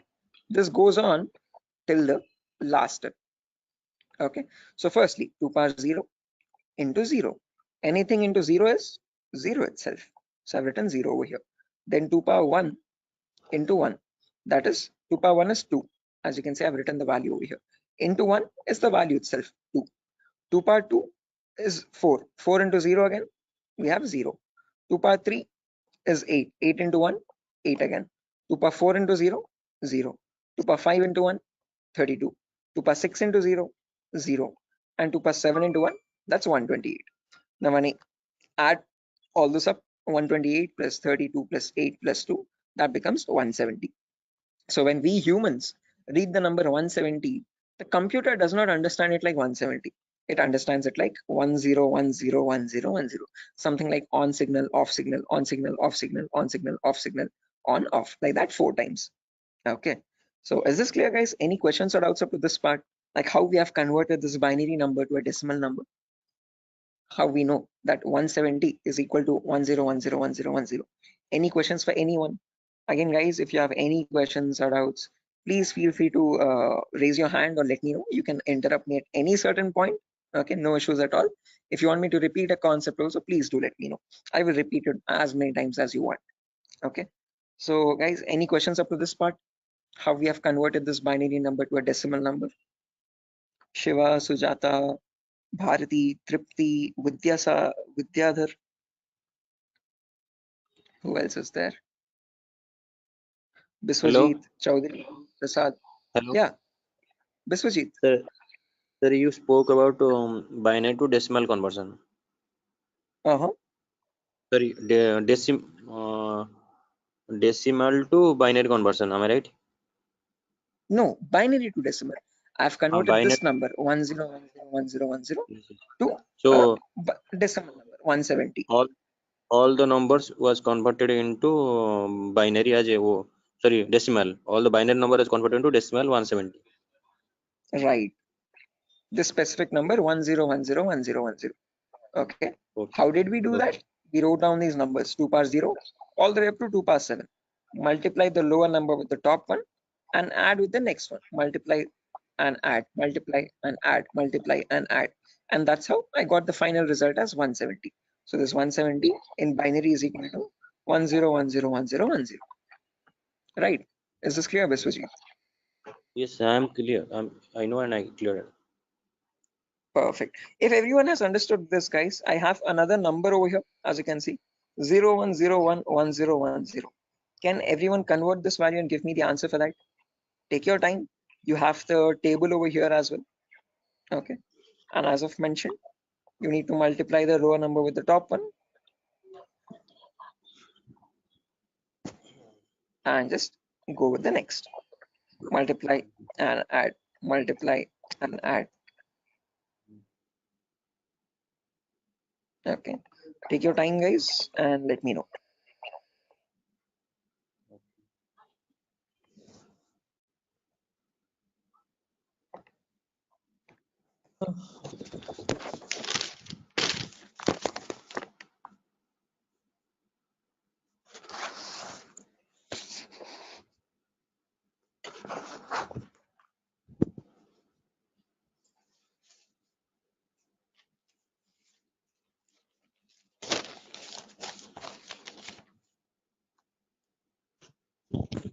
Is it 90? It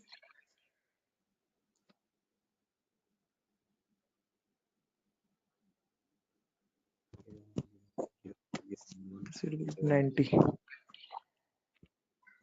Correct answer, guys. 90 is the correct answer. Anyone else? Sir, are you going to provide us this text file also, or like we have to take notes in means handwritten notes? Definitely. I'm gonna give this file at the end of the class. I'll take down all your email addresses, and on your email, I'll send this document directly. You don't need to take any separate notes, guys. I'm gonna send this document file. Just in case, as the class goes on, if you want to take down any running notes to note down any important points also, you can. Okay, but all these documents, all these notepad files will be given to you directly. Okay, so yeah, guys, I've received a correct answer from a lot of people over here. Again, as I've mentioned, just multiply the lower number with the top one and go on till the last. So this will be 2 power 0 into 0 plus 2 power 1 into 1 plus 2 power 2 into 0 plus 2 power 3 into 1, like that till the end, 2 power 7 into 0. Okay, to anywhere you have 0 over there, 2 power 0 into 0, just put that 0. 2 power 1 into 1, that's 2. 2 power 2 into 0, that's 0. 2 power 3 into 1, that's 8. 2 power 4 into 1, that's 16. 2 power 5 into 0, that's 0 again. 2 power 6 into 1, 64. And 2 power 7 into 0, 0. When you add all that up, 64 plus 16 plus 8 plus 2, you get the number 90. Anyone over here who has not got the number 90, guys, please do not feel shy. Again, if you're getting all the right answers, you're doing much great than me. In my first day, I could not solve this at all. Okay, I was a very dumb guy. So please, no shame in that. Okay, it's completely fine. Okay, because you need to get this concept very right in order to proceed with the further concepts. If you're failing at this one, it's gonna get a bit complex further down the lane. Okay, so any questions on this part, please do not hesitate to let me know. Okay, assuming everyone has got this right. With the other, yeah, exactly. The reason I'm showing you all this is to understand the range of IP addresses now. That's a great question. I was about to ask you. Again, I tell you myself, like in a real-time scenario, you would never have a necessity to convert a binary number to decimal or vice versa. But the reason why I'm showing you this is so that we can understand the whole range. So if you remember, I've told you, IPv4 addresses are 32-bit address. Okay, so in that 32-bit address, if I wanted to get the first IP address, all I have to do is put all zeros everywhere. Okay, now when you put all zeros everywhere, when you convert that, you get the final IP address as 0.0.0.0. Okay, but if you want to get the last IP now, you have to put all ones everywhere. Okay, in all the octets I've put all ones. So when I convert that, now there will be 2 power 0 into 1 plus 2 power 1 into 1 plus 2 power 2 into 1 all the way up to 2 power 7 into 1. So that would be 1 plus 2 plus 4 plus 8 plus 16 plus 32 plus 64 plus 128. So that is how you get the number 255. Okay, so the last IP in the IPv4 range will be 255.255.255.255. You will never have a number above 255. The reason being, now you know, because when you convert from binary to decimal, the maximum number you can get is 255 only. So you can never have an IP address like 300.250 or 700.150, something like that. Okay, that's an invalid IP. Okay, whatever IP addresses you have, those numbers will always range between 0 and 255. Okay, is this clear, guys? Everyone, why only specifically 255? Yes, yes. Any questions up to this part? Perfect. No, this is Now the maximum. Maximum. Yeah, guys, was someone asking a question? No, I just asked you. This is the maximum IP address to be connected, and maximum host to be connected. Yeah, that's the last IP address you could get in the IPv4 range, Biswajit. No, this is the like from 0 to 255 hosts should be connected, I think. Not necessarily. When we talk about IP addresses now from 0000 to 255, 255, 255, 255, we have around 4.3 billion IP addresses in total. Okay. What you're referring to is classes, guys. Class A, B, C. In class C, you can connect only 255 hosts. That is a much ahead concept. We'll reach there tomorrow. Okay. That's class C. Yeah, Vidyadhar. Exactly. Okay. So we have not come up to there, guys. So let's not jump ahead. That might confuse the other students. Okay. So we'll go in a very slow pace. Okay. We'll go step by step. Okay. Let's try to now we know the range of IPs. We know what IPv4 addresses are, how they look like. Okay, and what are the total like numbers, where are they starting from, and what maximum number can they hold. Okay, we know they start at 0000 and they end at 255, 255, 255, 255. Now in between these two numbers, how many addresses do we have is the main question. Okay, how many IPs are there? Okay, so for that, let's try to understand the sequence of sequence of IP addresses. Okay, and again, to understand sequence of IP, there are two simple rules. Rule number one is always start with the rightmost value. So if this is the first IP, 0000, next IP will be 0001, next IP 0002, next IP 0003, next IP 0004. This will go on up to 000255. Okay. After that, can I have an IP like 000256? Is this possible? No. Yes, this is not possible because 255th is the last IP that you can get in any octet. You cannot get a number above 255, guys. It is a very golden rule that you have to remember. Okay. Now, once this octet has reached the maximum value, there comes the rule number 2. Only after the rightmost octet has been completely filled, then go to the left value. Okay. And after going to the left value, reset the rightmost value back to 0. Okay. What I mean by that is now this is completely filled. So now this left value 0 changes to 1. Okay, and the rightmost value 255 again resets back to 0. Okay, so next IP after 000255, next is 0010. Now don't directly jump from 0010 to 0020. That is wrong again. Okay, rule number 1, always go with the rightmost value first. So after 0010, you have 11, then 12, then 13, then 14. This goes up to 1255. Okay, after that 20, then 21, then 22, then 23, then you have 2255, then 30, 31, 32, 33, then 3255. Like that it will repeat again and again and again, and somewhere you'll have 2550, 2551, 2552, 2553, 255, 255. Now both these octets are filled, guys, as you can see. Okay, again rule number 2, once the Sir, rightmost octets are filled, what yeah, it signifies? those are the IP addresses, guys. Okay, so those are the IPs that devices can get in total. Okay. Okay, sir, continue. Right, it doesn't signify anything. I'm just showing the sequence of IPs. Okay, how do IP addresses progress from one another, one after the other, one after the other? Okay, like after number 1, you have number 2, number 3, number 4. Like that, I'm showing you how IP addresses cycle one after the other. Okay, after 255, 255, yeah. Is this class C or class B? This is the whole range of IP addresses. We have not come to classes, so forget that classes exist for the time being. Okay, I have not discussed what classes are. Okay, I have not discussed. I have not brought up the word class. Okay, so for the time being, just forget the word called class. When I come into it, then get reminded of it again. Okay, Biswajit, do not confuse yourself. I am right now just telling you how IP addresses progress from one after the other. Okay. So I'm just telling you what is the first IP. After that, what is the next IP? After that, what is the next IP? After that, what is the next IP? As simple as that. Okay. So after 00255, 255, now this is completely filled. This is also completely filled. So now this 0 changes to 1.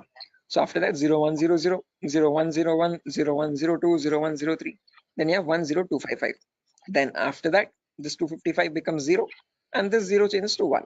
So 110, 111, 112, 113, 11255. Like that, the cycle repeats again and again and again. And somewhere you'll get 01 255.255. Just like how we had 0.0255.255, you have 0.1.255.255. Then after that, from 0.200 to 0.2255255, 0.300 to 0.3255255, like that, 0.255000 to 0.255255255. Now, whatever cycle repeated from the first IP 0000 till the IP 0.255255255, same cycle again repeats from 1000 to 1.255255255. Same repeats from 2000 to 2.255255255. Same from 3000 to 3.255255255. Finally, from 2.55000 to the last IP 2.55.255.255.255. Okay, so all I'm showing you is the progression of IPs. How do IPs change from one after the other? What is the consecutiveness of IPs? Okay, so if you wanted to get the total number of IP addresses, you from 0000 till 255.255.255.255, it would be 255 to the power 4, because each cycle is repeating 255 times. So the total number of IP addresses would be 4.3 billion IPs. Okay, which is the number equal to 255 to the power 4. So with the other, yeah, the correct number of IP addresses would be 255 to the power 4. Hello, is that clear? Yes, sir. I Yes. understood something. Yeah. Okay, guys. Until this point, any questions, guys, for anyone? Again, do not get confused, guys. This is just to show you the sequence of IP addresses. In a real-time scenario, you would not need that anywhere. I'm just going very theoretically to get you familiar with the foundational concepts, like how IP addresses are built, how do they look like, what is the sequence of IP addresses, and so on. Going very basic. Okay. Sir, So, sir, you told. Hello. yeah, Biswajit. Sir, you told that 4.3 billion IP addresses. That means, sir, I did not get it actually. That, yeah, again, how many IP addresses are there, Biswajit? If you remember, each octet is cycling 255 times. Okay, so this first octet, rightmost one, is going from 0 to 255. Okay, after that from 10 to 1255, again 255 times. So like that, each octet is cycling 255 times. So there are 4 octets now. So 4 octets in the sense 255 into 255 into 255 into 255. Basic permutations and combinations. Okay, and when you calculate that 255 to the power 4, you get the number 4.3 billion. Okay, so that is how we got that number. Is that clear, guys? Okay. Hello? Hello? Yes, sir. Yes, sir. I understood. Right. Perfect, guys. Now, my question to you guys is, in today's world, in the era of 2022, are 4.3 billion IPs sufficient? No. No, sir. No, sir. Definitely. Right, correct. Because the population itself is around 8 billion people, right? Close to 8 billion or 8.5 billion. 4.3 billion IPs are nowhere sufficient at all. Okay. Again, each person might use multiple devices in the network also. Okay. So that is why, to come up as a solution, they made these IPs into 2 different parts. Okay. Solution number 1 was they divided these IPv4 addresses into again 2 categories. One, something is known as public IPs, and there's another category called private IPs. Okay. This categorization, okay, or division of IPv4 into public and private IPs is known as NATing, network address translation. Okay, when they knew that this solution is also not working out, this might also still cause the IPs to go extinct, then they came up with another set of IP addresses known as the IPv6 address, guys. Okay, so not just IPv4, there's another version as well called IPv6 address, and these are 128-bit addresses. What we are seeing until now is just a 32-bit address. 128 in the sense 4 times the size, bit length size of IPv4. Okay, but in that you have trillions and trillions of IPs. Okay, not billions, but trillions. Okay, so we'll discuss IPv6 on a later date. Okay, but in today's class, we'll end it with public and private IPs. So let's try to understand what these public IPs are and private IPs are. Okay, so public IPs are the IPs given to you by your internet service provider. So in our home, we might have different broadband connections. You could be using Act FiberNet or Airtel or Tata Docomo or BSNL. All these people are providing you the service of internet. Hence, they are known as ISP, internet service providers. Okay, they give you access to the internet by giving you a public IP. Okay, so to your home, you might have a router. Okay, that router might be getting a wire from the outside. Okay, that outside wire, that cable is nothing but giving you the public IP. Okay, so if you want to check your public IP, you could just go to the browser, and in the browser you could just search what is my IP.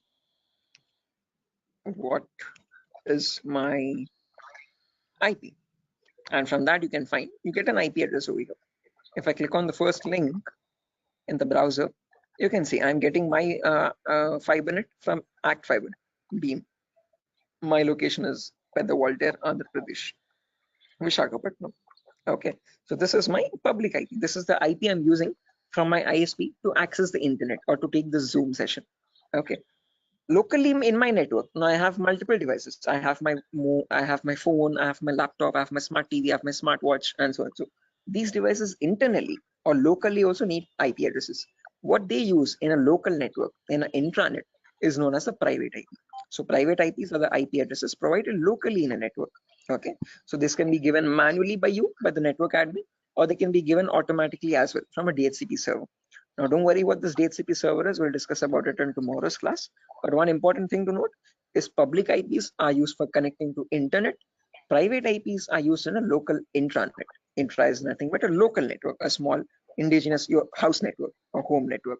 Okay, so if I just draw this out to show you much clearly, let's say over here, this is my ISP.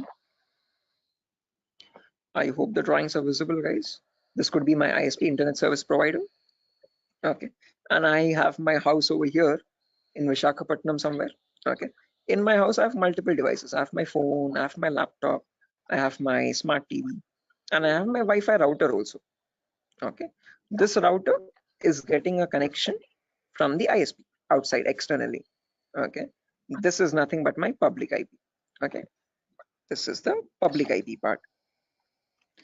Oh, sorry, public IP. Okay, on the intranet locally, now these devices, every device will be connected to the router internally. Okay, by giving the correct Wi-Fi router password. Okay, and these devices will get the private IPs. Okay, my phone will get one private IP, my laptop will get a different private IP, and my smart TV could be getting a different private IP. Each of them will be unique in a local network. Okay, so this is where public IPs come into play, and this is where private IPs are used in a local network. Is this clear, guys? Any questions up to this part theoretically? Hello? Public ISP, private. Okay, sir. Any questions, guys? Sir, actually, internet, just. Yeah, internet is what you connect to the World Wide Web. Okay, whenever you're opening up your browser and connecting to any public website, okay, that public website is nothing but the internet facing site. Okay, your google.com or your yahoo.com, youtube.com, all these are public addresses. Okay, private IPs are the local IPs. So your inside home network is a private IP network, and that private network is known as the intranet. Okay, and this is the intranet, INTRANET. Okay, intra is nothing but local network, and this is the internet. Okay, is this clear, guys? Sir, Any I questions have or a doubts up to this? question. Yes, please go ahead, guys. Sir, why they have been given private IPs? Like they are also connected with internet somewhere around. Okay. So, like, why they have been given private IPs? They should be public, right? Which ones? I didn't get your point. Who's Like asking the question, guys? the devices which are in the home, they are in private IP, right? So somewhere Yeah. around they are also in connection with the ISP. So they should be Okay. public, you know. They should also be public. Yeah. So good question, Tripti, I guess. So whenever now let's notice over here. Let's say I have one phone over here and I have my laptop over here. Okay, let's say my brother's using my phone at the moment. Or let's say this is my phone. I'm browsing Facebook from my phone. My brother is using his laptop and he's also browsing Facebook. Okay. Now each of them, when they want to connect to the internet, okay, they will use the public IP. One, let's say this public IP is something like let me draw this out. Yeah, annotate. Let's say over here, my public IP is something like 1.2.3.4. Okay.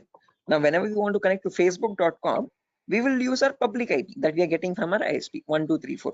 And using that IP, we will go and contact Facebook. And from Facebook, we will load our pages, internet or our Facebook feed or whatever it is. Okay. Now, let's say I am also browsing Facebook. My brother is also browsing Facebook from the same public IP. Now, how does Facebook know how to send my data to my phone exactly and my brother's data to the laptop or computer he is using? Okay, up to public IP, it will reach a router. But from the router, how does the router know which is the device which is holding my phone and which is the device which is holding my brother's laptop? That is where private IPs come into play. Okay, because my phone has a unique private IP where I have my account and my brother's laptop has his own unique private IP where that system has its own private unique address again. Okay, so private IPs are used to identify a device in a local network and send the packets exactly to that device. Are you getting the point, Tripti? Yes, sir. Got it. Okay, so public IP is used to give you access to public services on the internet. Okay, but let's say in a local network, so when you're connecting to your Wi-Fi router to access facebook.com, your packet from your phone will always reach router first. From the router, so sorry for that, from the router it goes to Facebook server, public server. But when it is coming, when the response is coming back, it comes to router with the public IP. From that public IP, how does it know where to go? How does it know which device to connect? Because in your same Wi-Fi network, there can be many devices, multiple devices at the same time, right? For that local network connection, there is where we'll be using the private IPs importantly in a local network to give identity to each device in a local intranet private network. Is that clear, guys? Yes, sir. Right. Sir, I have a Perfect. question. Yes. Sir, can we change a private IP address by ourselves? Yes, you can. Private IPs are in completely your control, and you can modify them according to your choice. There was another question in the chat. But why you free subnetting? Again, Vidyadhar, subnetting is only a concept to reduce the wastage of private IPs. Again, others who don't know what subnetting is, guys, do not get confused. This is a very advanced concept. We don't need to go into that depth of networking. Okay, but subnetting is where you can divide one class into multiple classes. So with the others, just to give you this answer, okay, others, just ignore this. Okay, this is you could say gibberish for you for the time being. Okay, so with the other, let's say I have 50 devices in my network, but I'm using class C. Okay, so now if I have my let's say in my organization there are two departments, one is accounting and one is sales. Okay, accounting needs 50 IPs, sales needs 50 IPs. Okay, the smallest class I can use is class C address, but in class C we can connect 255 devices. So if I remove 50 IPs from that, remaining 150 how many remaining 205 IPs are going wasted over there. So what I can do is I can break that class C into much more smaller subnets. Okay, so I can make it into two subnets where in each subnet I have again 122 devices. Okay, if I want, I can break that into 4 subnets again, where each will have again 64 IP addresses. Okay, so subnetting is just use when you want to break down smaller classes and see to it that you're not wasting IP addresses. Okay, so what I can do is I can break this class C into 4 subnets. Okay, with each 62 devices. Each. Yeah, with the other.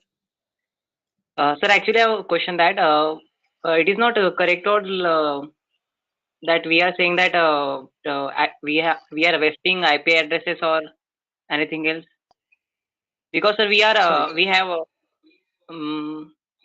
many IPs. We can use it. You can, you definitely can. Okay, but just to So then not why get confused, let's say. IP addresses are wasting? Sorry. Well, let's say Sir, you we have can. you have Yes, sir. 255 different networks, guys. Okay, you have Yes, sir. 255 departments. Okay, so for each department you have allotted each network 192.68.0, 192.68.1, 192.68.2. Okay, like that, and in each network you're only using 50 IPs there. Okay, Now let's say you wanted another department, 256th department there. Okay. Now can you use any of the previous networks? Because all of them are already used up from 190 to 160, 0th network till the 255th network. Now if you want to add the 256th network with another 50 IPs or 100 IPs extra, then what will you do is my question. Okay, sir. Okay. Are you getting my point? Yes, sir. Okay, so just like that, it's not like you're spending money or anything, or no, you're not what do you say, giving any charges for the IPs that you're wasting. Okay, but just so that you have more IPs, free IPs left out, which you can allot for future services or future uses. That's what I'm talking about, not wasting IPs. Okay, I guess this is Vidyadhar only who's asking the question. Sir, Tarzan here, sir. Oh, okay, Tarzan, sure. I hope this is clear. Sir, hello. Yeah, guys. Biswajit. Sir, actually, I'm unable to get the concept of private and public, because public, you are connecting to a public server like Facebook. You are all are connecting to Facebook. Okay. So, and they are trying to access.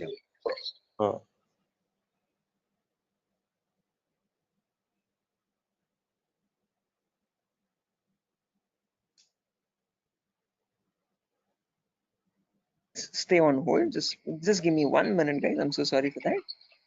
Biswajit, just give me a minute.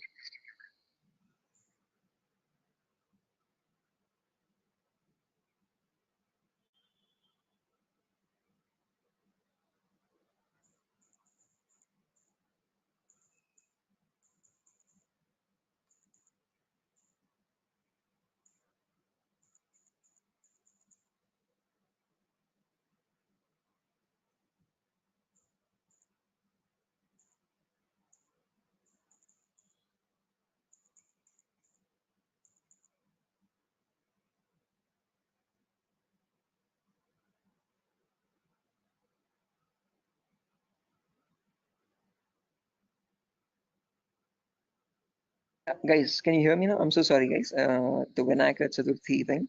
But anyways, yeah, Biswajit, to come back to your point again, as I've mentioned, just remember one key point to note is that public IPs are used to access the internet. So when you want to connect to google.com from your laptop, okay, your laptop needs to get a public IP for that. Okay, that public IP is provided to you by your ISP, Internet Service Provider. As simple as that. Private IPs are used for a local communication. Okay, so let's say you want to share files from your laptop to your phone, okay, or from your phone to another phone in the local. Okay, understood. So yeah, now when we come to private IPs, guys, again, I guess I was muted over there. As I've mentioned, if you have multiple devices in a local network, now if you want to share files or anything from one device to the other device, if you want to share files from your phone to your laptop, or from your laptop to another phone or so, like, okay, you don't need public IP, you just need private IPs over there. Look, I understood. So means like there is one IP that is public to all, and but for that against to public IP there is also private IP to work internally for the internally. Exactly. For internal communications, you have the private IP. Okay. For external, for connecting to a public service, there you would need a public IP. Okay. Is that clear, guys? Yes. Right. Perfect. Sure. So yeah, again, that's that for today's class, guys. Nothing further to discuss. Okay. We're already Hello. past. Yeah, Prasad. Yeah, sir, sorry to ask you like this, sir. I have joined, half an hour late to the class, so I want to know the index. No worries, Prasad. I actually myself started the class 20 minutes late today, so I'm pretty sure you haven't missed much. Okay, but let me share the index as well, just since you have asked. I have shared this in the demo session a couple times earlier. I hope you have attended the demos as well. If not, No. once. Okay, no worries. You can access that from Durgasoft's official YouTube page as well. This is the course content, guys. Okay, so we'll have a few introductory classes first: basic networking concepts, Linux and Windows commands, Windows Server configuration, virtualization, how to install Kali Linux. After all these introductory concepts are done, then we'll go into the advanced concepts. Okay, gaining access, malware attacks, network penetration testing, web application pen testing, basic cloud security, all that.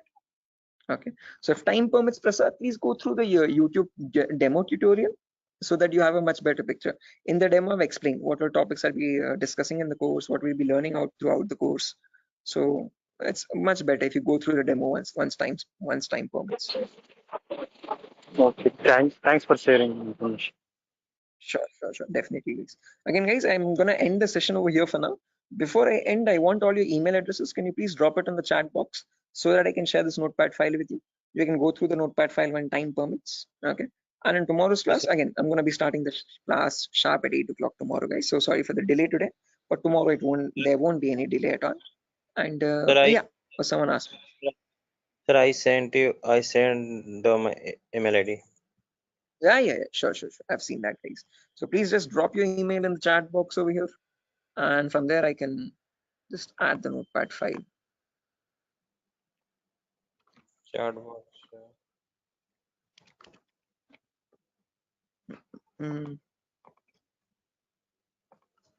Sir, organize the chat box. I have already sent my email ID.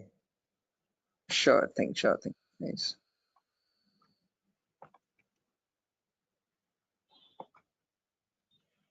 Can we drop your call or can we what? Sorry. Can we drop your call or we have to wait? No. Once you have dropped your email, you can leave, guys. Not an issue. Okay. Once you've dropped your email in the chat box, you can leave. You can join back tomorrow at the same time, guys. Sir, are you gonna send that class from the starting demo session to now, or you will send from the today only? Sorry, I didn't get you. No. I asked you. So the today classes lecture you will send by mail, or you are gonna send from the starting demo sessions? Are you talking about the recording specifically, Biswajit? Or are you talking about just the notepad files? This is the only notepad for today's only, na? Yeah, only today's notepad. Okay, demo. Okay. I don't have any notepad file for the demo. It's just a presentation. Okay. You have the demo already on your YouTube. Okay, but you will be getting the recordings for these classes in a few days, guys. We still need to receive the payments and all. So once all the payments have been confirmed, the link is going to change. So if you have not made any payments yet, please initiate payments. And after that, we'll be sharing you the recordings as well. Until then, you'll only be getting the notepad files. Okay, sure. So I've got over here 1, 2. What is the 3. course fee? It's 8,000 rupees, guys.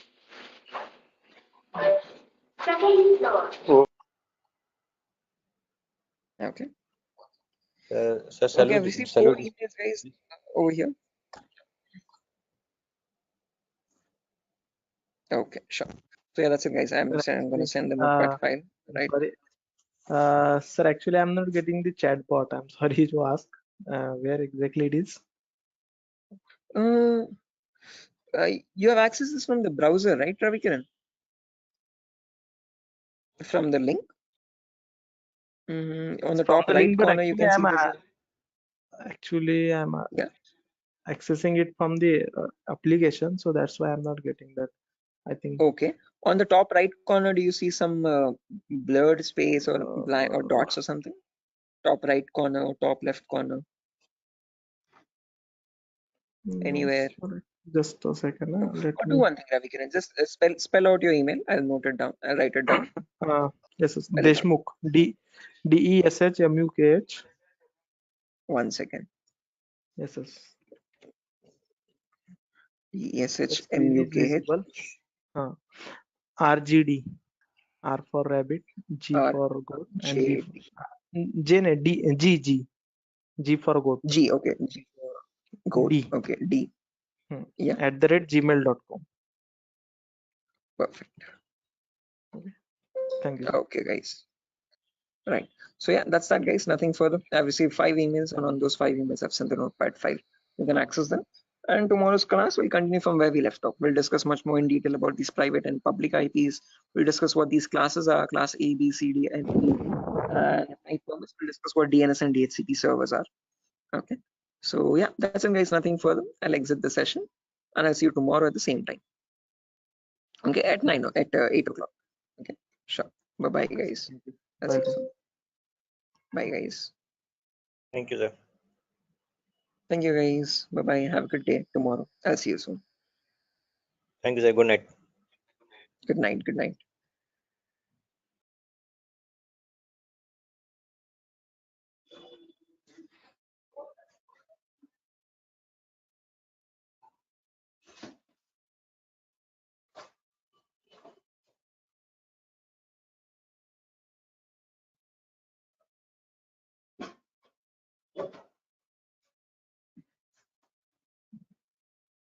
Okay, guys, can you see my screen? Is it visible? Yes, sir. It is visible. Yes, sir. Right, perfect. Let's do one thing. Let's just wait for 2 more minutes for the other people to join as well, and then we'll start the session. Okay, sir. Okay. Very good. Sure. Anyone who's viewing or joining the session today, fresh without joining yesterday? Anyone from that as such? Okay. I hope everyone has joined yesterday as well.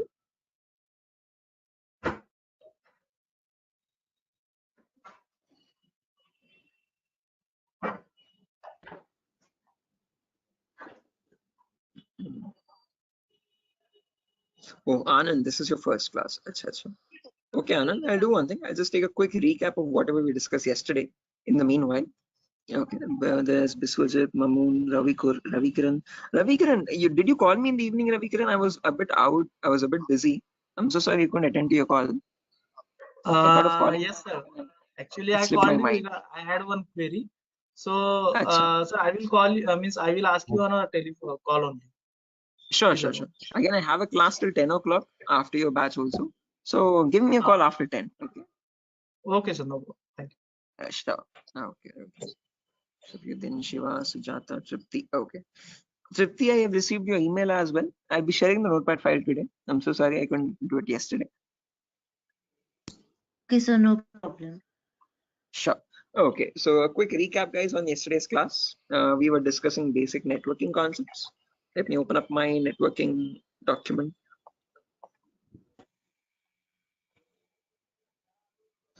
Yes. So again, we are in the first prerequisite concept, guys. We're understanding what basic networking concepts are. So Anand, what we discussed yesterday was basically IPv4 addresses. Okay.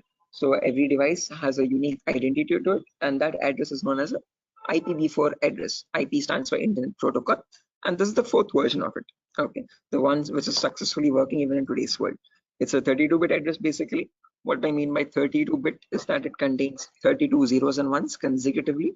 Okay, and then it is divided into 4 octets, each of 8 bits. Okay, so this is how the address looks like in the binary format.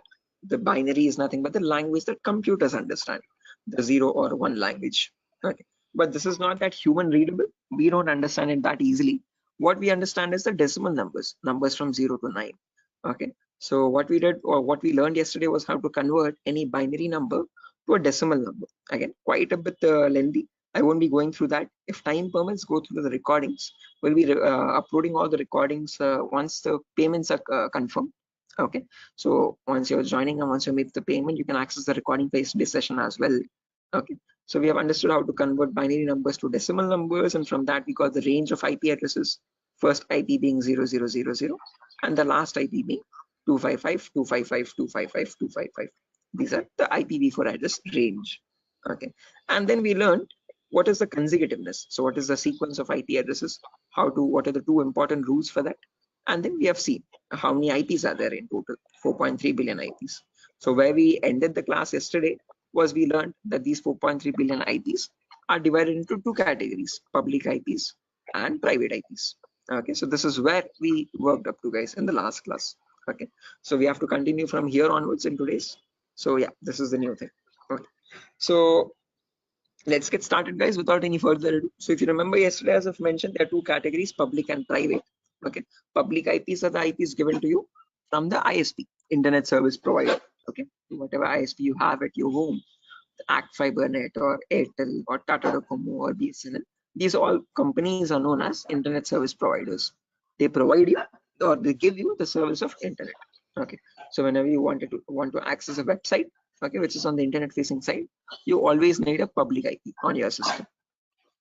Private IPs, on the other hand, are for intranet, for local communications. Okay, so in your device, in your network, if you have your phone, your laptop, your smart TV, your smartwatch, and so and so, if each of these devices want to communicate with one another, they have to have their own unique identities. Okay, and that local unique identity is known as a private.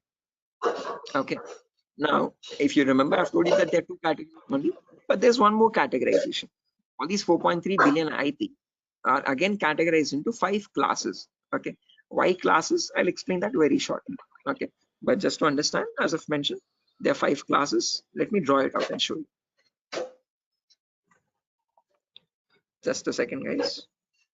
Shall we write something or you? No, again, if you want a running notes, you can write side by side, guys. Okay, as I'm teaching. But if not, as I've mentioned, just like yesterday, I'll be sharing the same recording notepad file. So I've already shared the notepad file with a lot of students, whoever gave me their email addresses yesterday. If not, I'll share again. Okay. So yeah, I was telling about 5 classes, as I've mentioned. So this is how your classes are categorized. So if I take this whole big box over here, I hope the drawings are visible, guys. Let's say this whole huge box is my IPv4 addresses, the whole IPv4 range. Addresses. How many addresses do we have in total? 4.3 billion addresses. Okay. Now these 4.3 billion addresses are divided into 5 categories. Okay. So let me draw some smaller boxes. So this is the first class, class A. Then you have class B, and then class C, and class D, and class E. So these are the 5 boxes. Okay. So this is class A, as I've mentioned. Then there is class B. Then there is C, D, and E finally. Now each of these classes again are categorized into public and private IPs. We have already seen this yesterday. So this has some public and private IPs. This has some public and private IPs again, class B. Class C also has some public and private IPs. Class D and class C, there are no private IPs. All of them are directly public.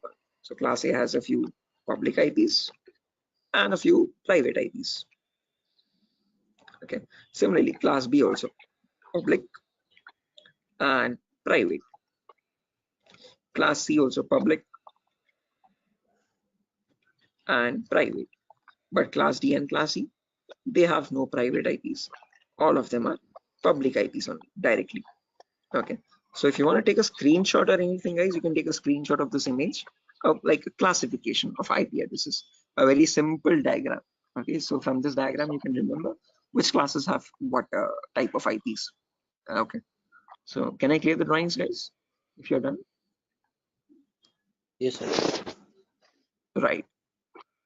Now let's try to understand the range of each of these classes now, one by one. So as I've mentioned, the first IP starts at 0000. Last IP ends at 255, 255, 255, 255. These are my 5 classes. And guys, you have to memorize these values. Okay, these 5 lines of data. So class A starts at 0000 and this ends at 127, 255, 255, 255. Since this is ending at 127 and all these 3 octets are filled to 55s, then the next number starts at 128. So class B, that is why, starts at 128,000 and ends at 191, 255, 255, 255. Since this is ending at 191, class C starts at 192,000 and this goes all the way up to 223, 255, 255, 255. Since this is ending at 223, class D starts at 224 and ends all the way up to 239, 255, 255, 255. And finally, since this is at 239, class C starts at 240. So all you have to remember is 4 numbers, guys. This 127, 191, 223 and 239. Easy ways to remember. On left side you have all even numbers, right side you have all odd numbers. Okay, 0 to 127, 128 to 191, 192 to 223, 224 to 239, 240 to 255. Okay, on the left side you have all zeros, On the right side, you have all 255s and 3 options. Okay. Now these are the classes: class A, B, C, D, and E.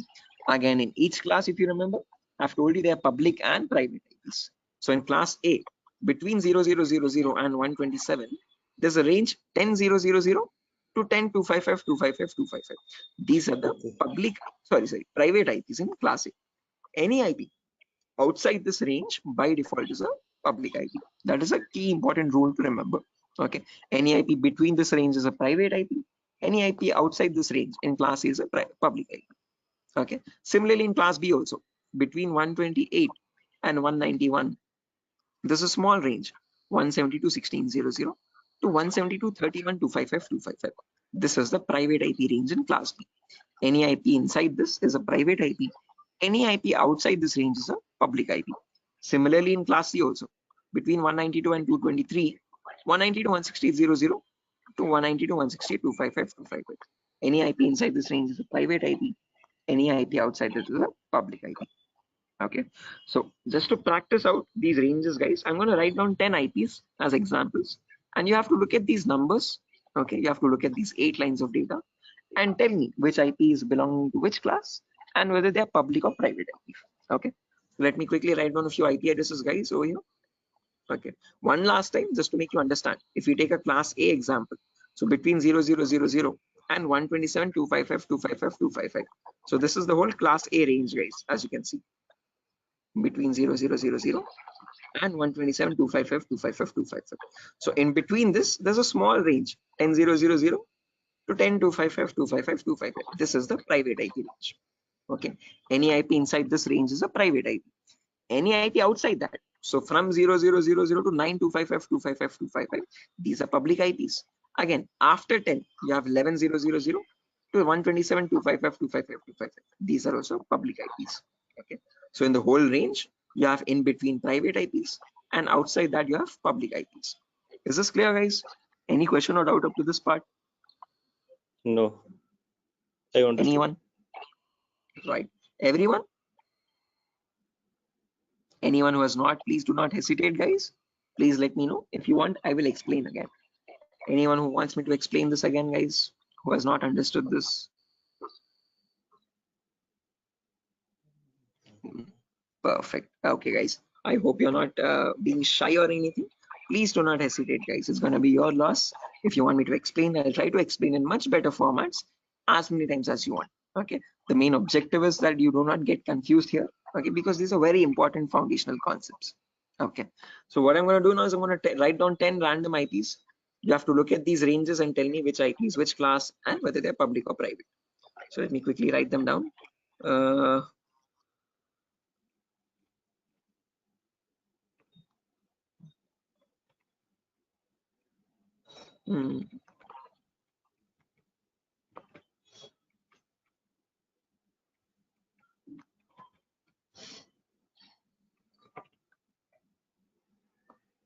sorry.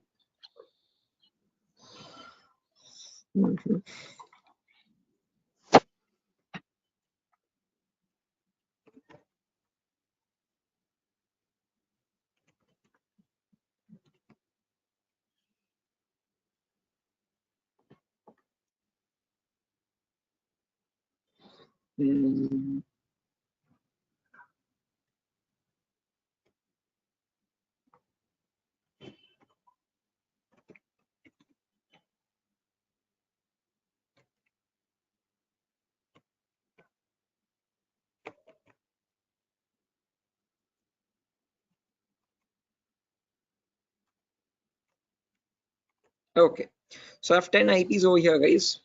Look at the first IP, 10, 20, 30, 40. Now tell me which class it belongs to first. Class A. Class A, perfect answer. Why class A? Sorry? Class Yeah, guys, A. right, perfect. Why class A? Because this is 10 dot something, and 10 is falling between 0 and 127. So that is why this is a class A address. Perfect answer. And which IP is it? Is it a public IP or a private IP? Private IP. Private IP. Perfect answer. Why specifically private? Because now you told me that this is class A, and class A private IP starts from 10000 and up to 10, 255, 255, 255. Okay, so the first octet is matching 10. After that, the remaining 3 octets, it can be any number between 000 and 255, 255, 255. So this is a private IP. Okay, next IP, guys. Class C. Sorry, class B. B for Batman. C. C. Okay, C for cat. How many of you say this is class C, guys? Everyone, or any other answers? No, the Class 190 C. class C.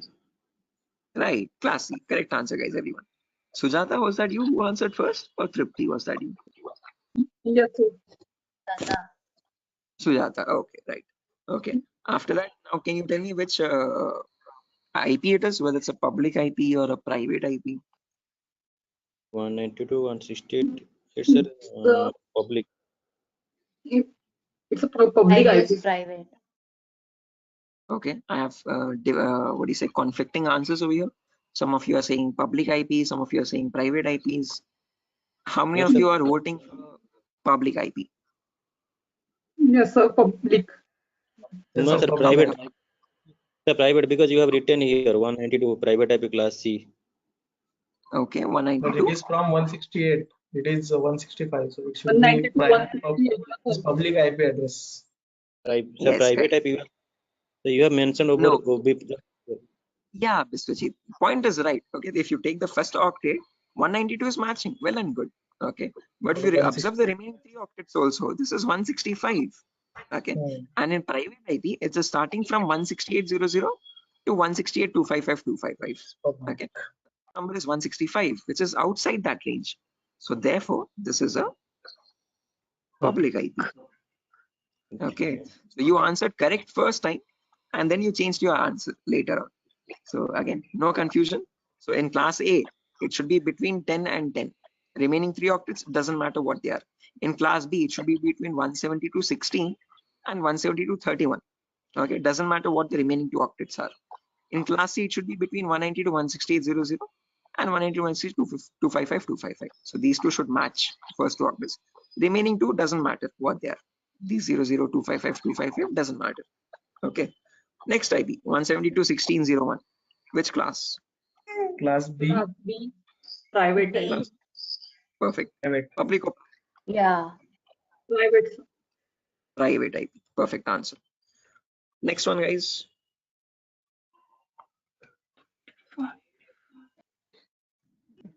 Class Class D. E. Public. Class D. D. Okay, D. Public or private?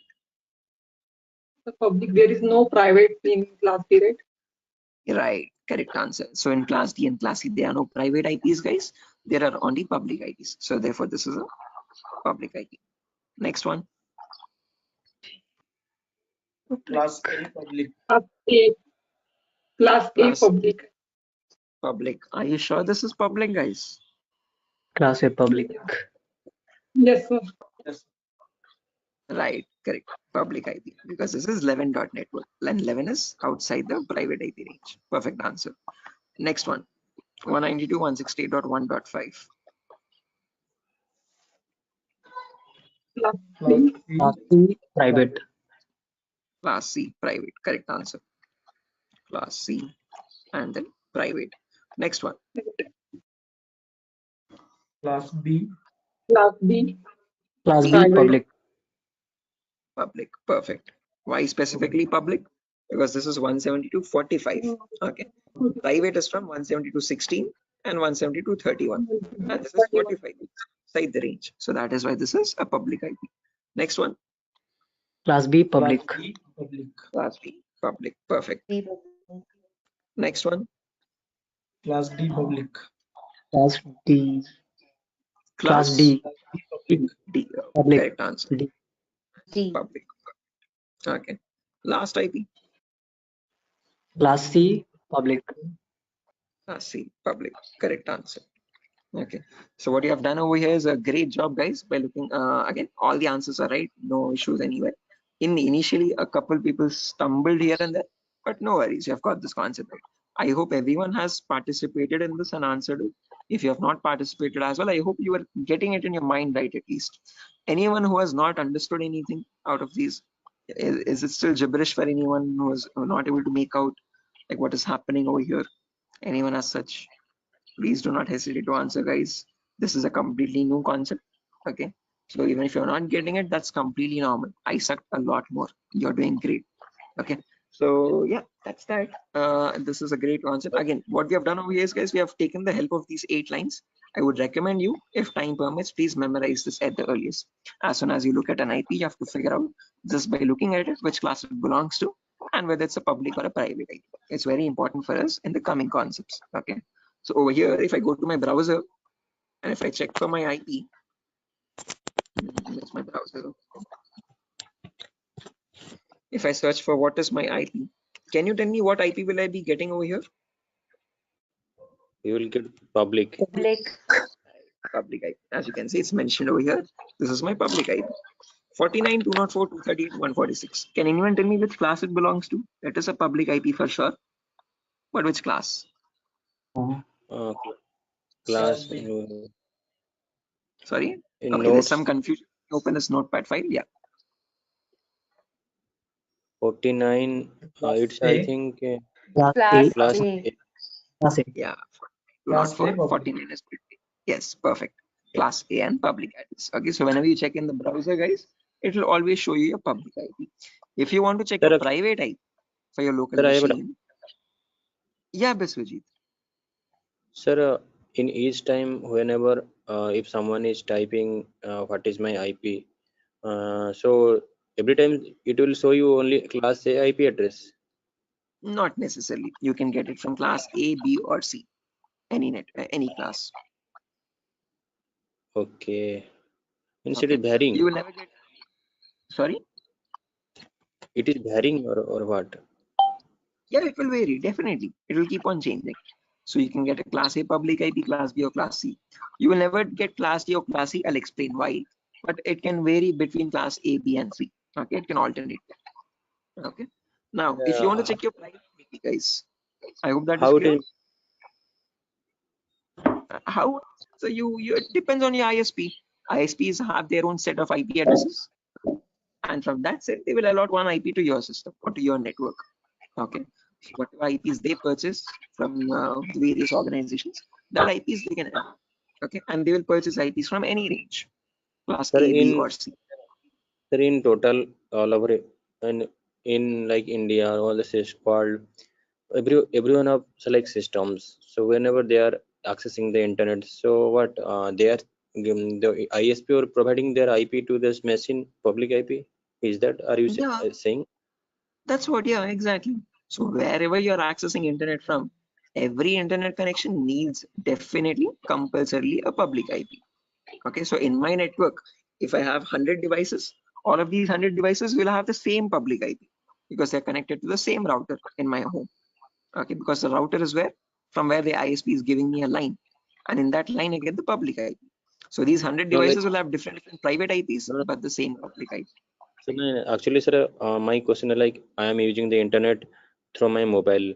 My mobile have Jio internet or Airtel internet, so I'm accessing through my internet from my mobile. So Airtel, so like my mobile have also IP address.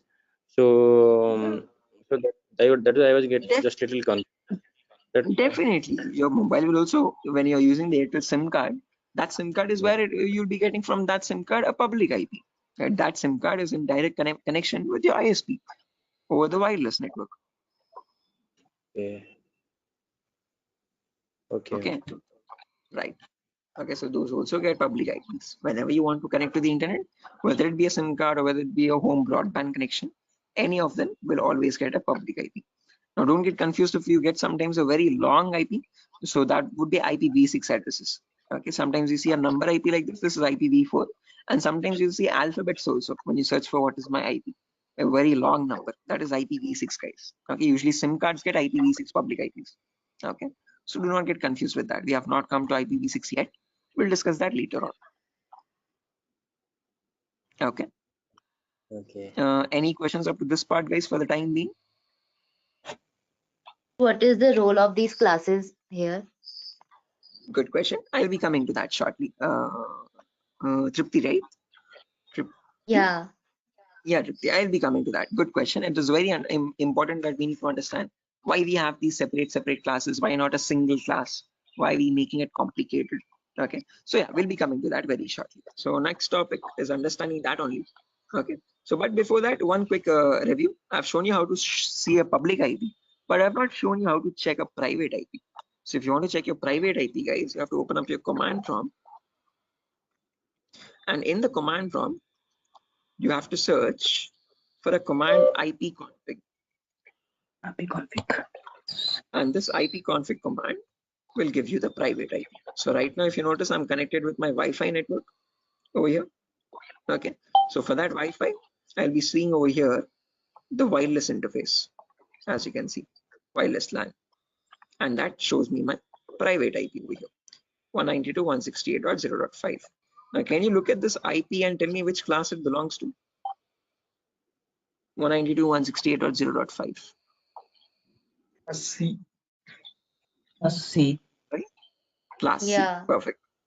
Okay, 192.168.0.5. And can you tell me if it is surely a private IP or public IP? 192.168.0.5 over here. Right. Okay. As you can see, it is falling Private. between this.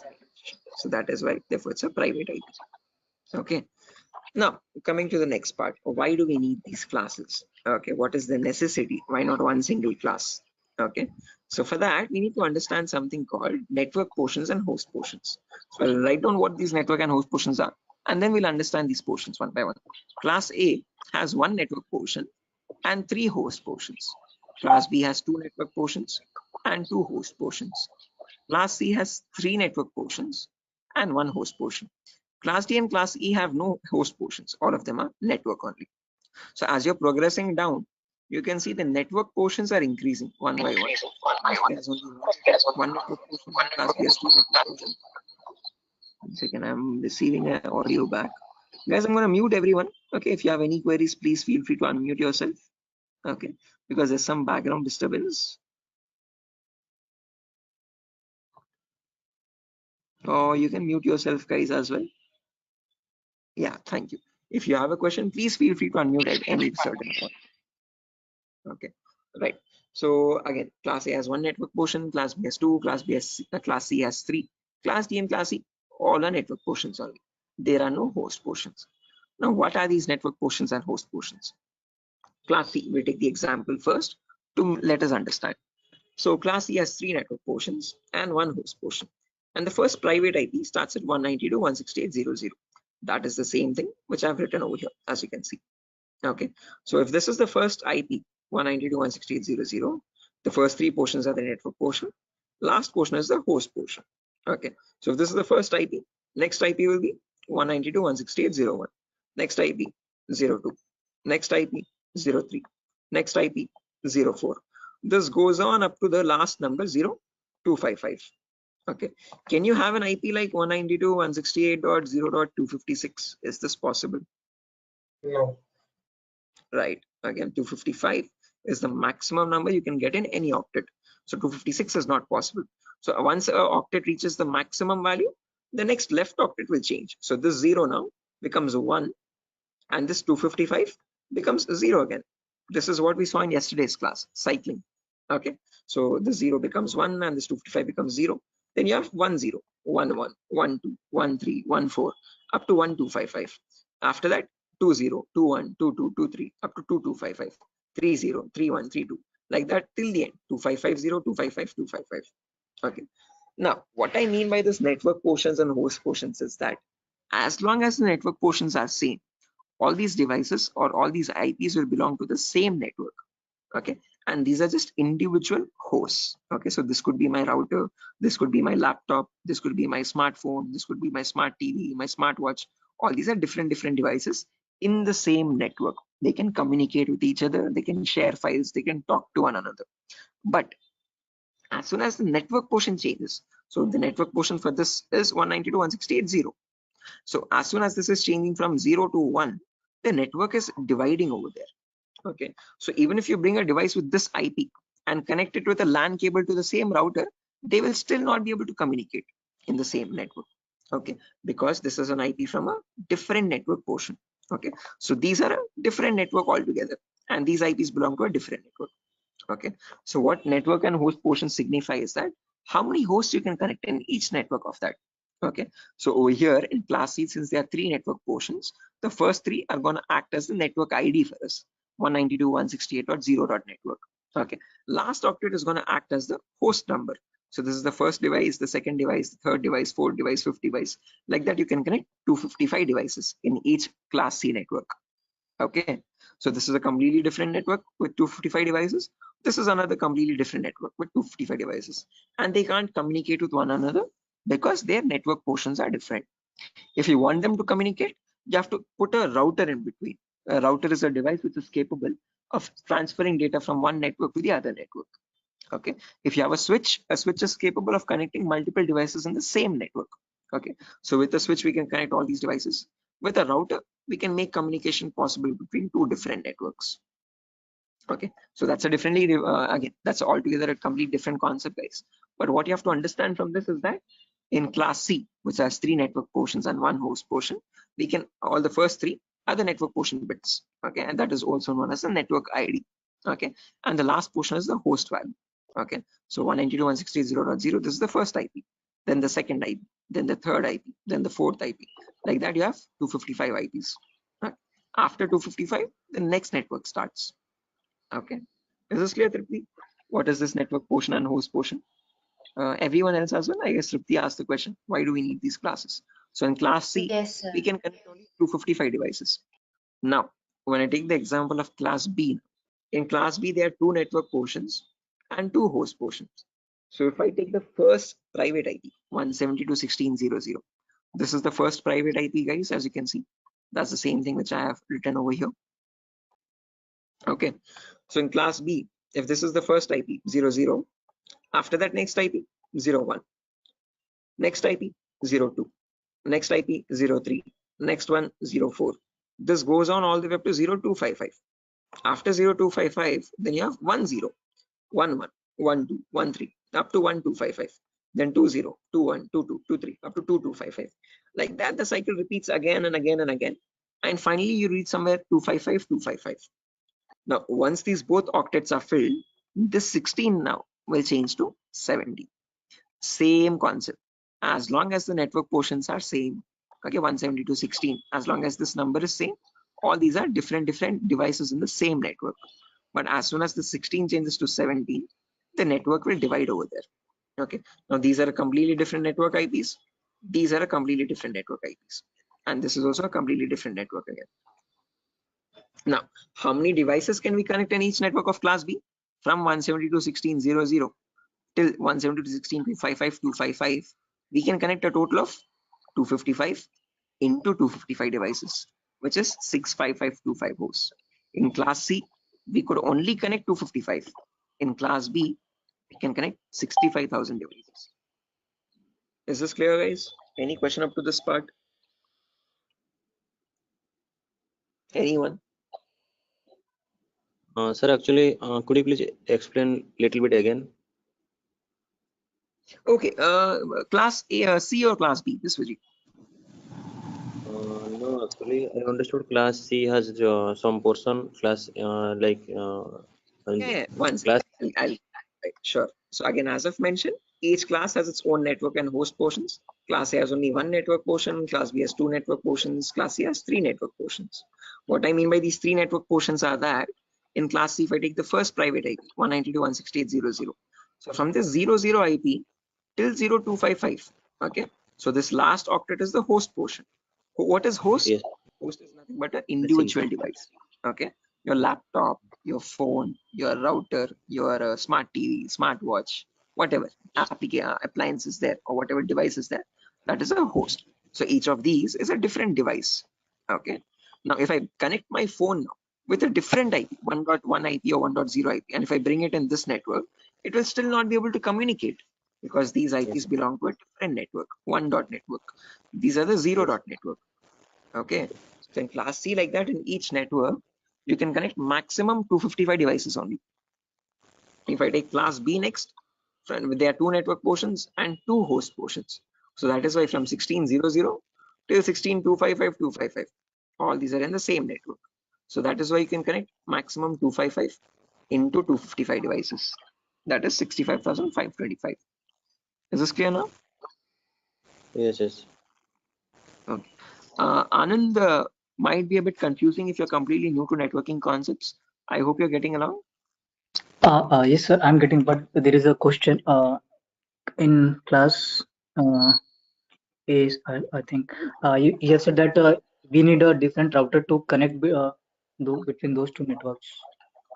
Yeah, definitely. Again, whenever you have two different networks and you want communication possible between two different networks, you would need a router in between. For a same network communication, we need a switch. Okay. Sir, can you explain that again? I didn't get that. How Yeah, like sure.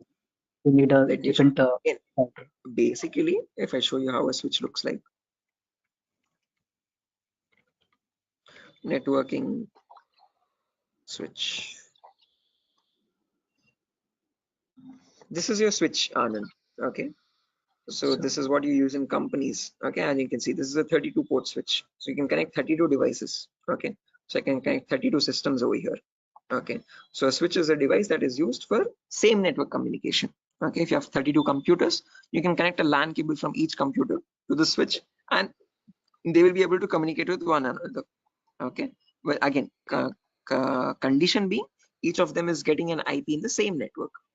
Okay, so all of them should belong to the same network IP. Okay, if I bring a device with 1.1 network and if I'm connected to the switch in this network, and if I put the LAN cable also, it will still not be able to communicate. Although it is physically connected, logically it is getting a different IP from a different network, so it won't be able to communicate. Now, when you come to routers, so networking routers. Okay, this is how routers look like. Okay, might be a bit similar to switch though, as you can see, but somewhat different. Okay, a router is capable of connecting two different networks altogether. Okay, so let's say I have switch A and switch B. To each switch there are 32 devices. If I want these two different networks, okay, let's say switch A is a 0 dot network, switch B is 1 dot network. Now if I want them to communicate with together, I have to connect these both switches to a router in between, and then through the router they can transfer packets. Okay. Okay. This is clear, guys? Yes, sir. Right. In our home network also, that is the same thing that happens. Okay. This is how our home router looks like, the Wi-Fi router. And that router is communicating between two different networks. What are the two different networks there? One is the internet. The other is my local network, local LAN network, Wi-Fi LAN. Okay. My phone, my smart TV, all these are getting private IPs. So when these private IPs want to communicate with the public IP, you have a router in between, communication between two different networks. I hope this clarifies more. Yes. Right, perfect. Any other questions, guys, up to this part before I go with class A example now? Okay, now when we take class A, if you remember, I've told you class A has one network portion and three host portions. So first IP is 10.0.0.0. So from 10.0.0.0 all the way up to 10.255.255.255, all these IPs belong to the same network because the first network portion is constant. Okay, doesn't matter what the host portions are. Okay, they can be anything and they will still belong to the same network. As soon as this 10 changes to 11, there the network divides again. Okay, so from the first IP 10.0.0.0 to 10.255.255.255, we can connect a total of, again, 255 to the power 3. Okay, those many devices. Okay, so in class A we could only connect 255 devices. In class in class C we could connect only 255 devices. In class B we could connect 255 into 255 devices, and in class A we can connect 255 into 255 into 255 devices. So that is the main difference between the classes, guys. Okay, each class has its own what you could say limitations. Okay, each class is connecting a certain number of hosts only. Okay, if you want to connect less than 250 devices, you can go with class C for small networks. If it is a multinational company where you have more than 255 devices, then you can go with class B or class A. Class D and class E are special IPs, guys. We do not use them. They are not given to the general public. They are used for other services such as military services, government portals, news broadcast, or weather telecast, all these research and development, All these various organizations use Class D and Class E. Okay, they are not given to the general public. Is this clear, guys? Any questions or doubts up to this part? Anyone? Anand, Biswajit, Mamun, Ravikiran, Shafiuddin, Shiva, Sujata, Tripti. No, sir. Right. Okay, sir. Tripti, I hope it is clear for you now, like why we have different classes. This was your questions, basically. Yes, sir. Yeah, I guess Tripti was the person who asked. I hope it is clear for her. Yeah, it's clear. Right. Okay. Again, yes, we have a few more topics to discuss, guys, actually. But one thing, I guess there's a couple more students also who are supposed to be joining. Okay, again, there's no confirmation on the fees as well. A couple of you have confirmed the payment and a couple of you have not yet. Okay, so that is why what I'm going to do is I'm going to end the session over here for now. Okay, we have 15 minutes left out. So if you have any questions or doubts, you can let me know. If not, I'll share the document now. So please share your email addresses, guys, if you have not shared yesterday, so that I can share this notepad file again.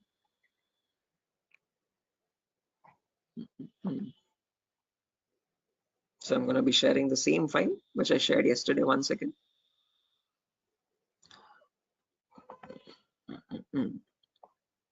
So yesterday I got 5 email addresses.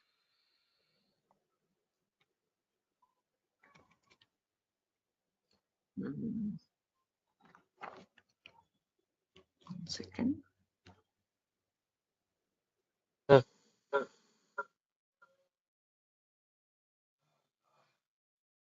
Sir, my email address Shafiuddin Sayed70@gmail.com.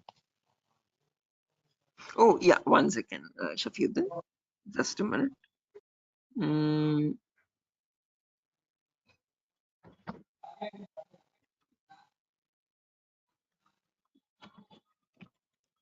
Shafiuddin. SHAFI. Yeah, UDDIN. UDDIN. UDDIN. SYED. SYED. 70. 70. @gmail.com. @gmail.com. Okay. Any other Sir, email share the IDs? yesterday's file also. Yeah, Sir, same my file. No difference. Same file itself. sir, my email ID. Happy is Anand. Okay, I got it.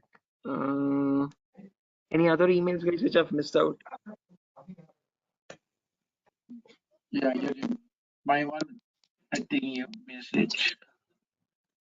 Sir, can I get yesterday notepad also if it's available? Yeah, same file, guys. I have not changed the notepad file. It is the same notepad file as yesterday itself. Okay, so it's the same notes, no difference. Okay. Okay, sir. Hi, sir. Can you write down my email? Yes, please. You could let me know your email. Yeah, Mamun, MAMUN. MAMUM. No, N. Last N. Oh, N. CHY. 72 72@gmail.com. 72. 72@gmail.com. Right. Guys, please check your email addresses. If any mistakes, if any typos are there, please let me know.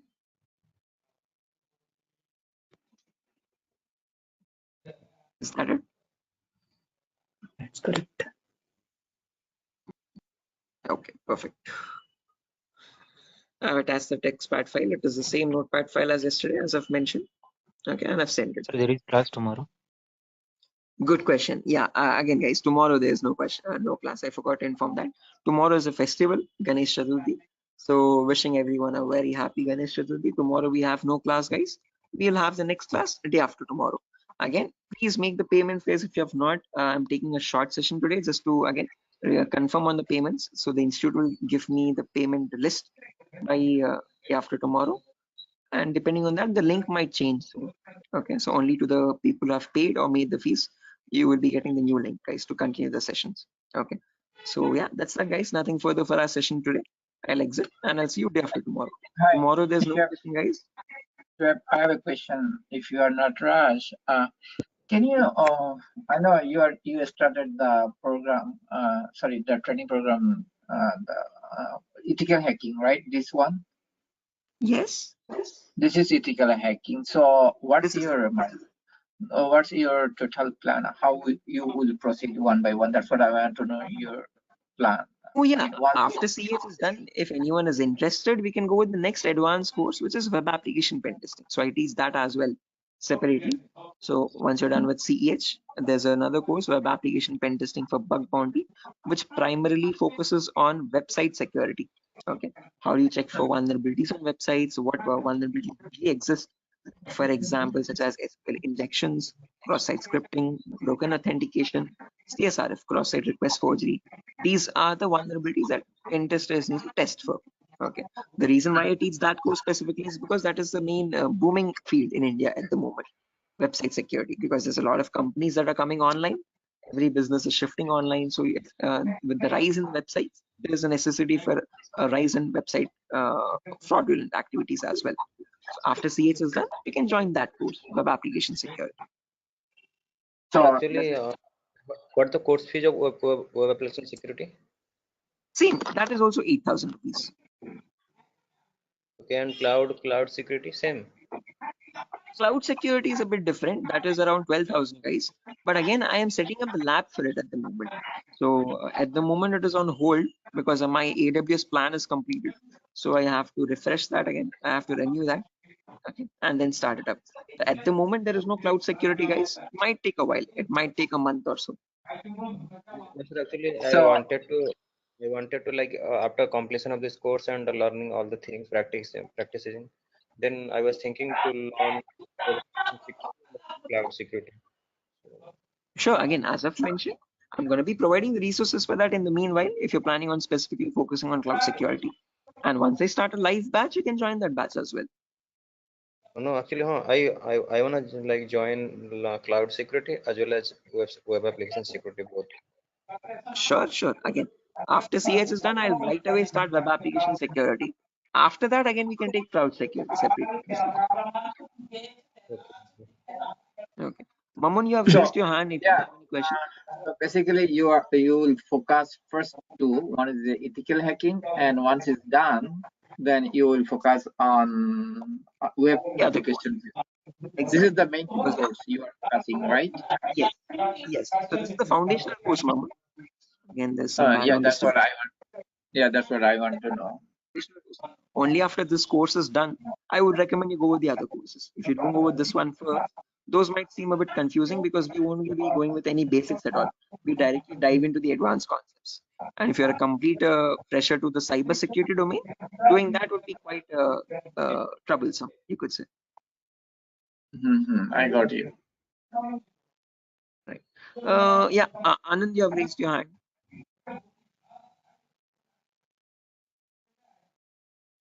Sir, we are going to learn ethical hacking over here in 8,000 for 45 days, right, sir? Yes. And sir, if after that, if we want to attend cloud security or web application, then we have to pay more, like 12,000 or something, right? For web application, it is 8,000. For cloud security, that's 12,000. Again, cloud at the moment, as I've mentioned, is not running. There's no upcoming batch because usually people never go for cloud security. I don't have a formation of a batch for that. Usually students go with CH and web application and they start applying for jobs. So, but if that's the case, we're planning to have to take a separate one-on-one session for that. Sir, my next question is, can I have the course contents, like what we are going to cover in ethical hacking? Yes, sure. Let me attach that over here itself. Yesterday also someone asked. Let me do that. 1 second.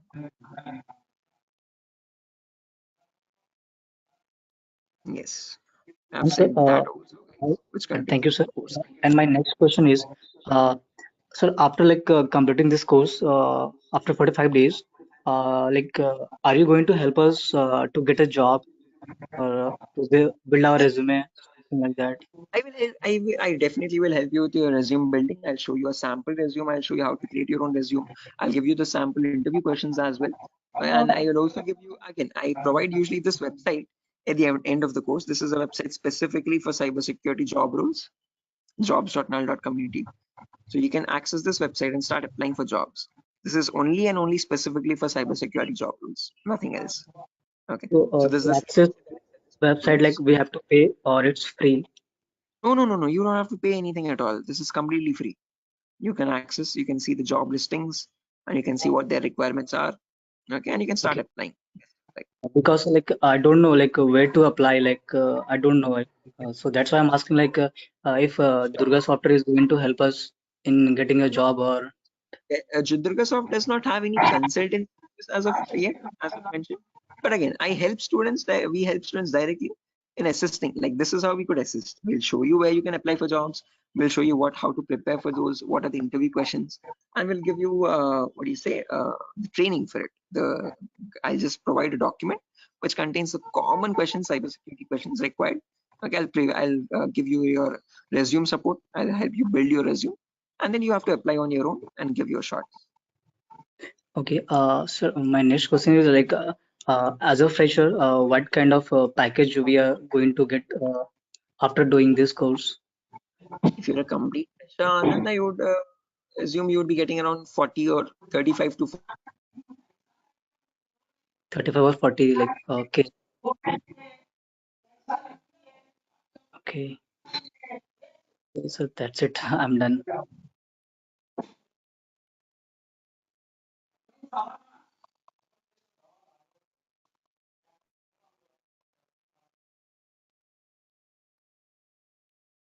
Is this website for international or only for India?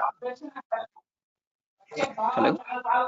Is this website that you are showing, is it for all over the US, so all over the India or or all over India, not for US, only for India, guys. okay, great. Right. Any other questions, guys?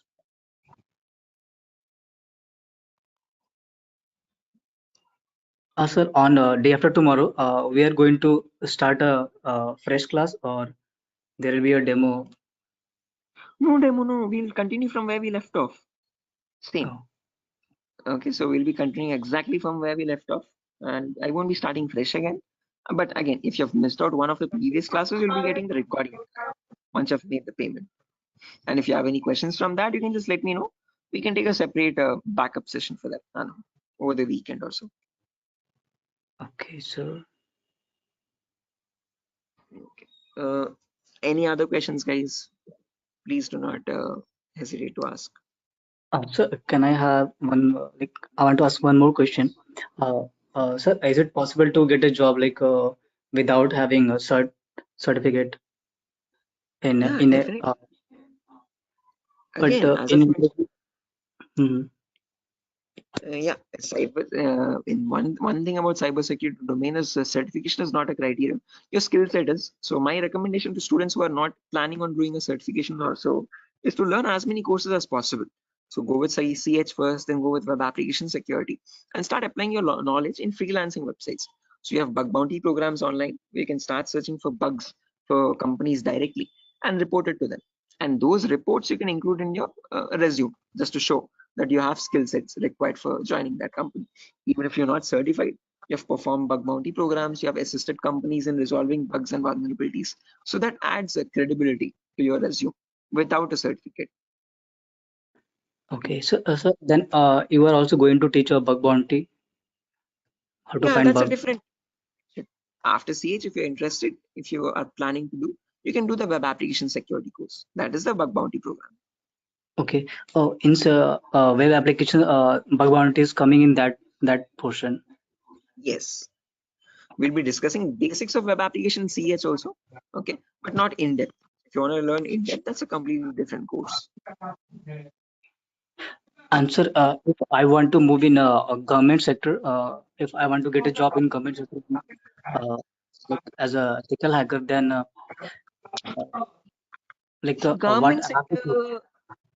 sector, they usually go for forensics, Anand. So if you're going with cybercrime departments and all, they usually handle cybercrime frauds and stuff. So for that, they would request forensics course. Okay. So again, we are not providing forensics at the moment, but that's a suggestion. If you're planning on going with the government sector, web application also is fine. Finding vulnerabilities for websites from the government. Okay. If not, if you're going into the cybercrime department, they would request or recommend as a requirement for cyber forensics, understanding how to retrieve a hard disk data, or understanding where a packet has come from, or where the attack initiated. All it comes under cyber forensics. So, sir, there is only one job in government sector like forensic. Most of, again, I had one of the students who was specifically planning for government sector, and he got the job in cyber forensics. So from that experience, I'm talking. Okay. And so in YouTube, in several videos, I saw that people are talking about like if you want to make a career in cybersecurity in government sector, then you have to give SSC exams and then like CBI or IB or UPSC. Then from there they are selecting like as a cybersecurity officer, something like that. So is it true or false? Necessarily, my student which I trained, he did not have any UPSC examination or anything. He just took the course up. He tried to learn a few basic tools from the internet for cybersecurity, forensics, and he started applying for internships in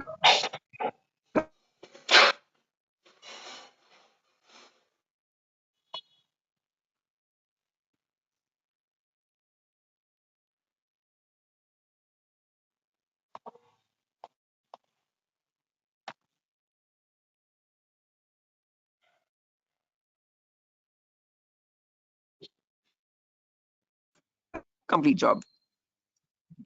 Hello? Yes, sir. Guys, can you hear me? Yeah, sir, like your voice was broke for a few seconds.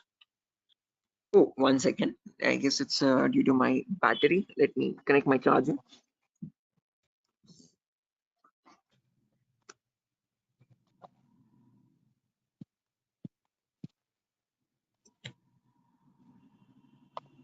Right. Guys, can you hear me now? Hello. Yes, sir. Guys, am I audible? Yeah. As I've mentioned, Anand, my student who did the course early, he did not have to write any UPSC exams or so. All he did was he applied internship first. So every state has its own cybercrime department. In that cybercrime department, you have job listing postings as well, sometimes for internships also. So you can start applying there, and from there you can proceed further. Okay. So it's not necessary to go in a CBI department or IB department. You like we can do certification courses and we can apply for internship in government cybersecurity. Then we can have job over there. Right. Exactly. That's a much easier path to follow rather than writing UPSC and all, which is quite tough and competitive, if I'm not wrong. Yes, sir. Right. Any other questions, guys? So we have to make payment in like one time, or we can split that payment. Okay, that you have to ask Institute Anand. I do not handle the payment part, only the teaching department. So payments and all, you'll have to contact Durga Soft directly, please. Okay.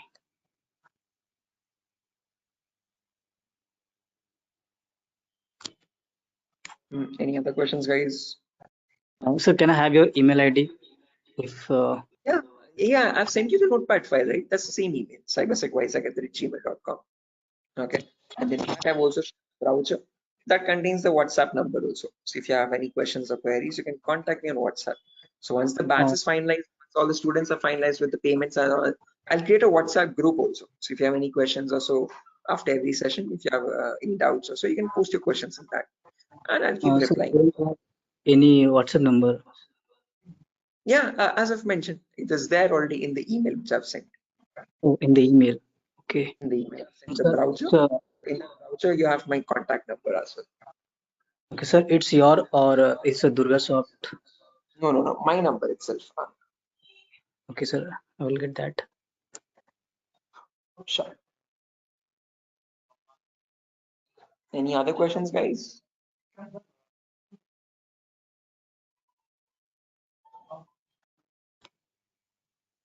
Okay, assuming there are no questions anymore.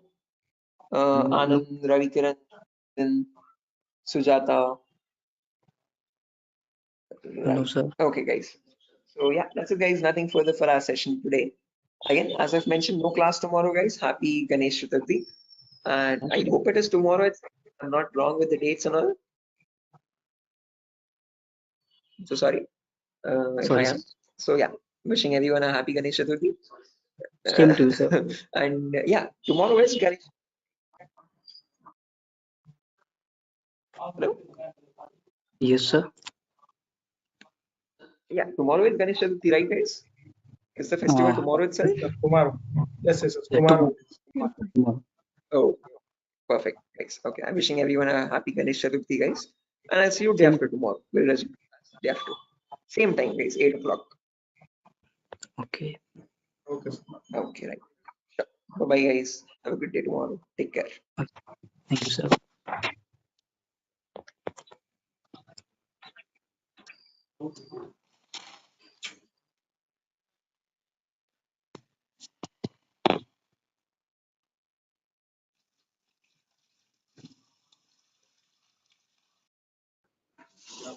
Okay, then. So let's get started with our session without any further ado. Let's continue from where we left off. Okay. So let me quickly open up my notepad file as well.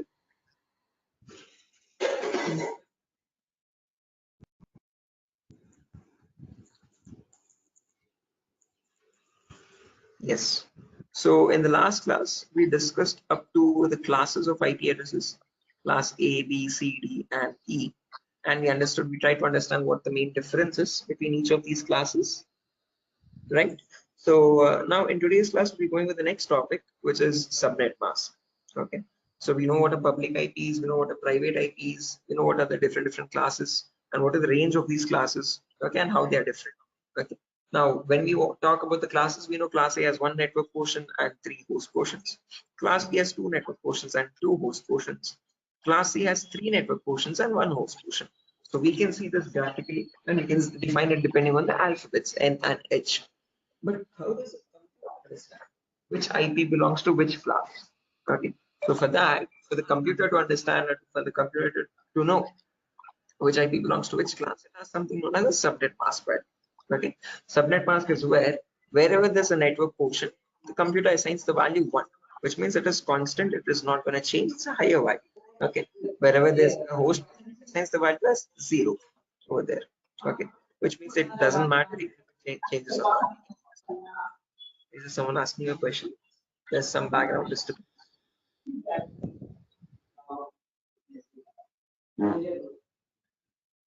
Okay, I guess it's from. Yeah. Okay. Anyways, so as I've mentioned, wherever there's a network portion, I'm going to put all the octets as 1, and wherever there's a host portion, I'm going to put those octets as 0s. Now, when I convert this from binary to decimal, the value becomes for all ones you have 255, and for all zeros you get 000. Okay.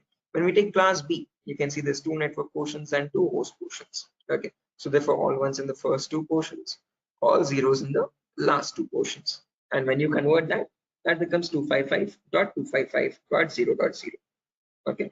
And when we talk about class C, finally, 3 network portions and 1 host portion. So all ones in the first 3 portions and all zeros in the last portion. Hence the subnet mask is 255.255.255.0. Okay. Now where do you check this? You can see this in the same command ipconfig. So if I open up my command prompt and if I check for ipconfig, you can see over here I have 192.168.0.5. This is my IP address. You all must be knowing by now that this is a class C address and a private address, and just below that you can see subnet mask is 255.255.255.0. Reason being, this IP address is a class C address. Okay. Now the main question is, where do we set this or where do we modify this value? Okay. So this is a private IP. Yeah. Sir, sir, there is a doubt. There is a what? Sir, I have a doubt. Oh yeah, ask. Go ahead, this with you. What is your doubt? Actually, whenever you are just classifying the networks and like class A, class B, class C, so different network portions like class C have most of the hosts. Three portions are a host and 1 is a network. So means like what? Yeah. which basis they are categorized? Like class C is the one person is network ID and other are 3 host ID. Like in class Yeah, B, that is how they 2 are are. set. We discussed that in the last class. Remember, Biswaji? That is how they are different. We'll discuss why classes are different, how class A, B, C, and D, E are different from one No, another. They are different because they no, have been set that way with certain network portions and host portions. Class A has only one network portion. Class B has 2 network portions. Class C has 3 network portions. Class D and Class E have all network portions. We have discussed this in the so last class. This was set by the people who invented IP addresses, and they're going to be constant like that. no, I understood, but in which basis like they have categorized? Like means like network means like in whenever you are using class C connections, so there you are as of most of the numbers of host you can be connected. But as of like when if you're changing to class B, then less number of I think those hosts will be connected. So like in which basis they have categorized? I mean, like I'm getting confused. Were you there for the last class? Yes, I was in the last class, sir. Yeah, then you remember, right? In class C, how many IPs we can connect? Since it has one host portion, it means we can only connect from 1 to 255 devices. In class Hmm. B, 2 host portions. 2 host portions in the sense 2 objects are being used for the host part. So from 00 to 255, you can connect those many hosts. So how many hosts can you connect in class? 255 into 255. That is 65535. I mean 25 hosts. So what you're telling me is the exact opposite of what I taught you in the last class. You're telling me that class B has less hosts, class C has more, which is not which is exactly the opposite, which I showed you in the last class. Class C has 255 hosts because it has only one host portion. Class B has 255 into 255 hosts, which is 65,525.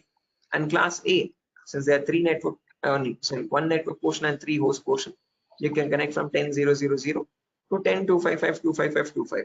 This whole thing is one singular network. Okay, so you can connect 255 into 255 into 255 hosts. Therefore, class C can be used for small networks. Class B and class C can be used for multinational companies. Class D and E do not have any private IPs at all. They are used for military research and development, government portals, broadcasting services, and so and so. This is what we thought. This is what we saw in the last class. Please do not forget those concepts. I have sent you the notepad file as well. Have you not gone through it?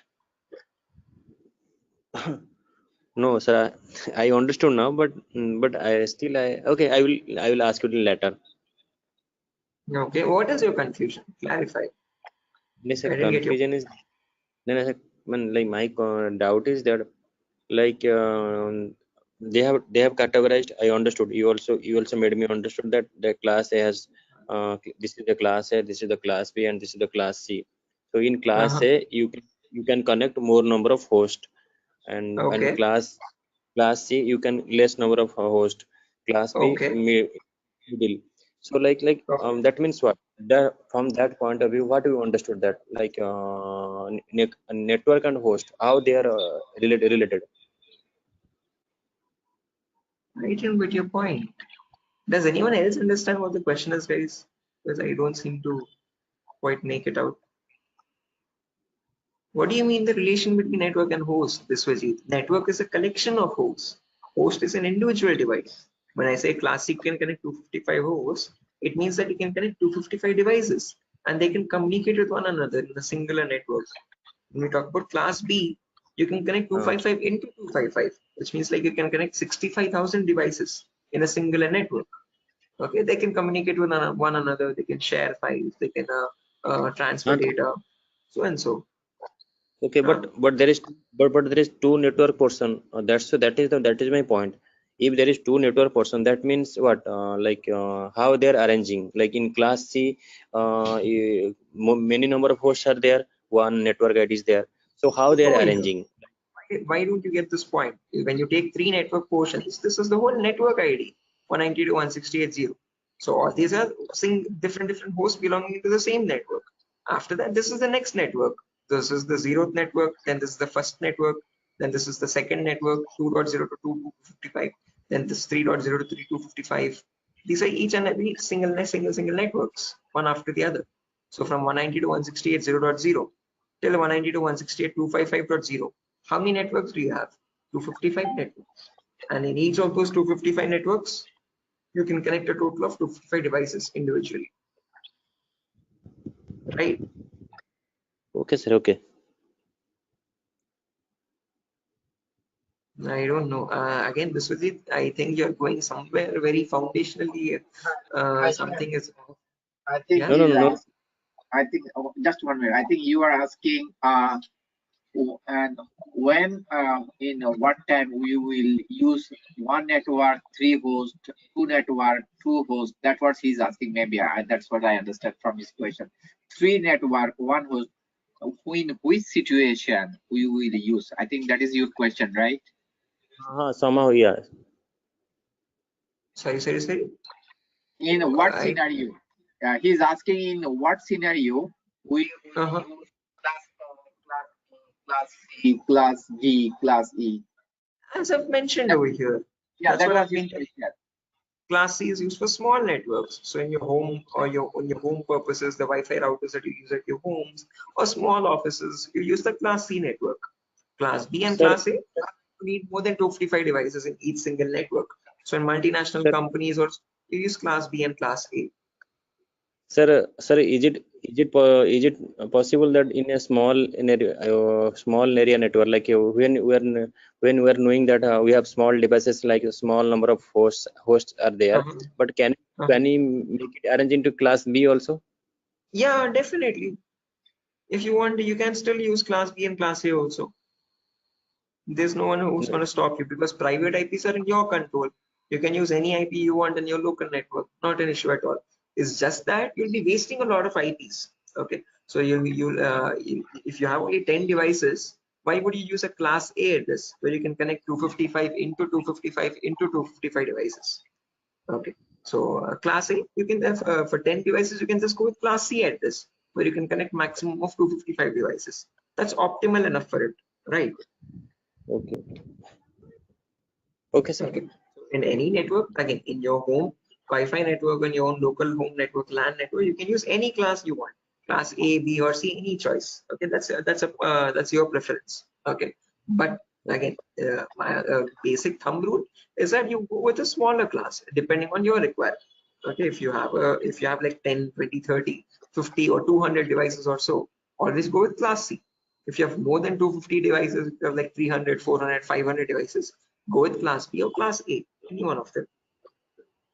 As simple as that. Okay, sir. Anyone else who has a question like this, Mamun or Ravikiran or Shafiuddin, again, because please let me know, guys, because again, you're asking me a question where you are foundationally not getting the concept of IP address.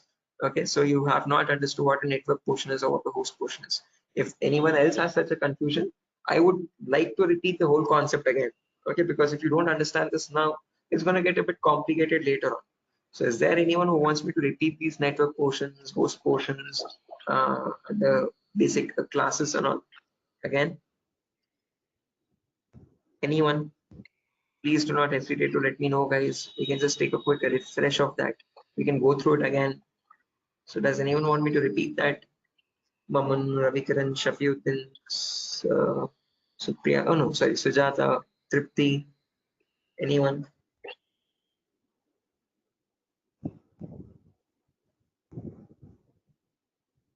Okay, assuming no one has any questions regarding that.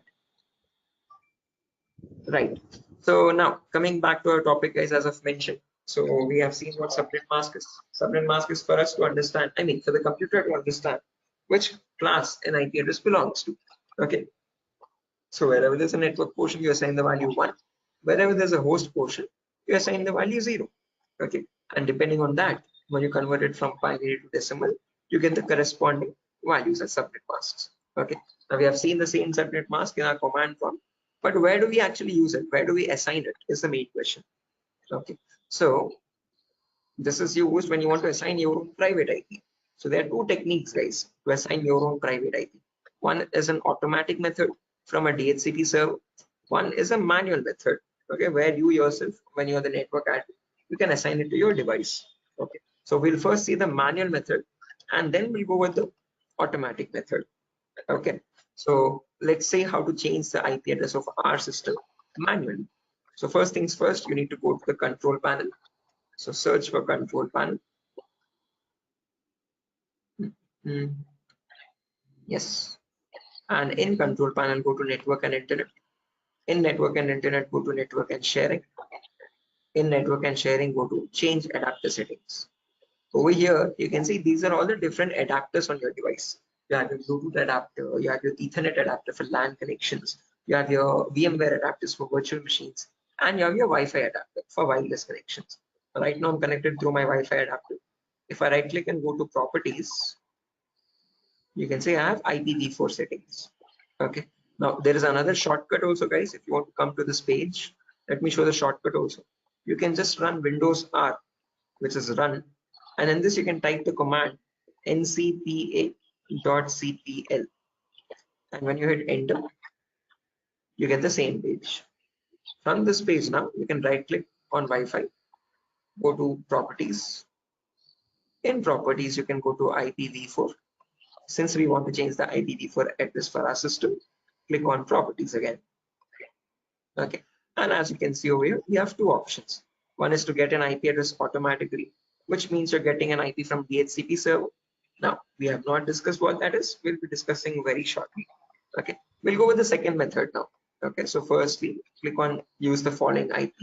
Right now, my machine is getting the IP 192.168.0.5. Let's say I want to change this to another IP, 192.168.0. Let's say 100. Okay. If I click on subnet mask, you can notice automatically it gave me the subnet mask as 255.255.255.0. Why? Because this is a class C address. What if I give a class B address? Can anyone tell me a class B address from the private IP range? Anyone? You have seen the ranges, guys. I hope you have memorized that. I have sent the notepad file in the last class. Sir, I did not get it. I want a private IP from class B. So 172.16.0.0. Exactly. 172.16. Oh, sorry, 16.0. Let's say. Okay. Now when I click on subnet mask, can you observe it has changed now? It says 255.255.0.0 now. Okay. Only two octets are 255, and the remaining two octets are 0.0. If I give a class A address, can anyone tell me a class A private IP? 10. So Sorry? 10 zeros. Oh, 10. yeah, 10, 0, 0, 1, let's say. Okay. Now when I click on subnet mask again, you can see it's now 255.0.0.0. So all the remaining three octets are zeros. Only the first octet is 255. Okay. Now I'll just come back and I'll give my class C IP only. I'll give something like 192.168.0.100. I'll click on subnet mask. I get the default subnet mask. Default gateway. Default gateway is nothing but your router. Okay. A router is also known as a default gateway because it is acting as a gateway between your internet and your intranet. Right. So therefore, default gateway is always going to be the first IP in the network, and I'm going to give that IP itself over here, 192.168.0.1. Never use the 0th IP, guys. The first IP will always be the 1th IP. Okay. So again, 0.0 is known as network ID. You never use that IP for any device. Okay. Prefer DNS server. Now we have not discussed what DNS server is. Don't worry about this, guys. We'll discuss this in a later class.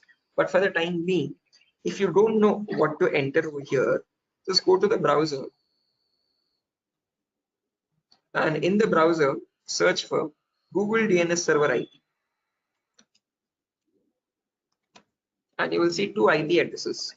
One is 8.8.8.8 and the other one is 8.8.4.4. Okay, so you can give any IP of that. So yeah, I usually give 8.8.4.4, and when I click on OK, and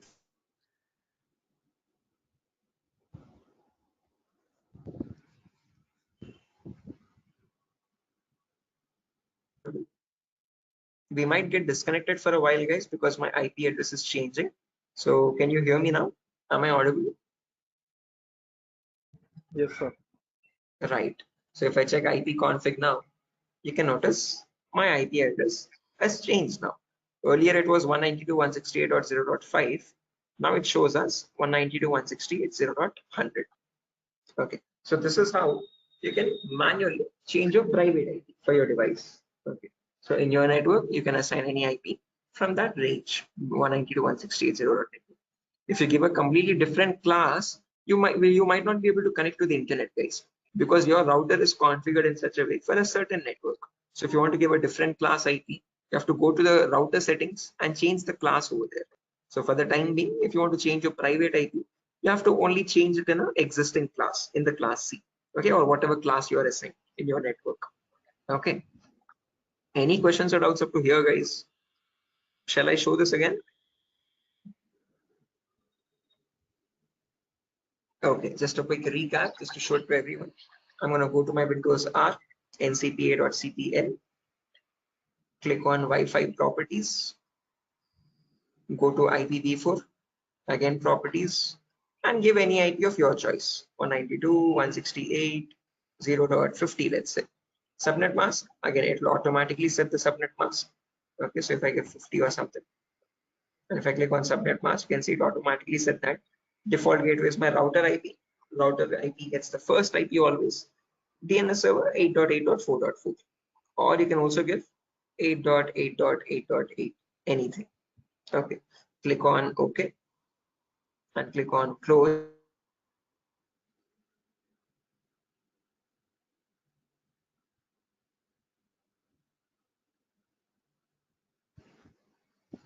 And now you can see, if I check the IP address, it has changed to 0.50 now. Okay, so this is how you can manually assign your public IP, sorry, private IP for your device. If you want to get it automatically, you can right click on this, go to properties, go to IPv4 properties, and select the first option.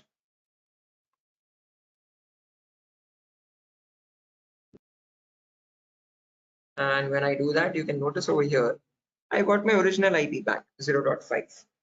Okay. So the main question now over here is, how are we getting this IP 192.168.0.5? Okay. Who is providing this IP and how are we automatically getting it? So this is happening with the help of something known as a DHCP server. Okay. DHCP stands for Dynamic Host Configuration Protocol. Okay. So basically, in every network, you always have a DHCP server to automatically assign an IP. If it is not there, you have to manually assign an IP to each and every device. Okay. So let's say at the moment, I have this device over here, and right now this is my DHCP server. Okay. In our home networks, our router, Wi-Fi router itself, acts as the DHCP server. But in organizations, they can have a separate device for it. Okay. And basically what a DHCP server does is it has a pool of IP addresses.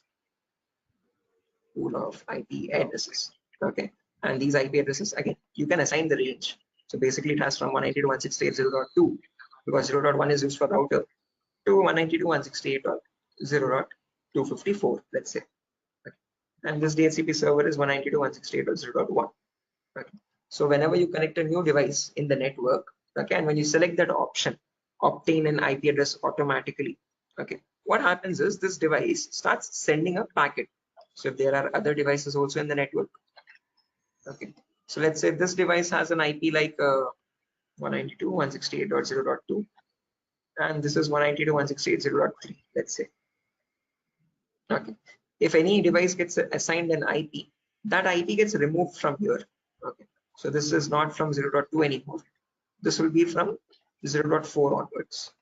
So this will be from 192.168.0.4 to 192.168.0.254. Okay. Now, whenever I connect a new device like this in the network, this device starts sending a broadcast signal. So it sends it to this device, it sends it to this device, it sends it to this device also. Broadcast is nothing but from one device to all devices. Okay. And this signal is known as the discover signal. Okay. So it is asking every device, are you the DHCP server? Are you the DHCP server? Are you the DHCP server? So when the other devices receive it, and when they are not the actual DHCP server, they will just drop that packet. Okay, so they say, no, we are not DHCP server. We do not have any link with it. Guys, is anyone asking a question?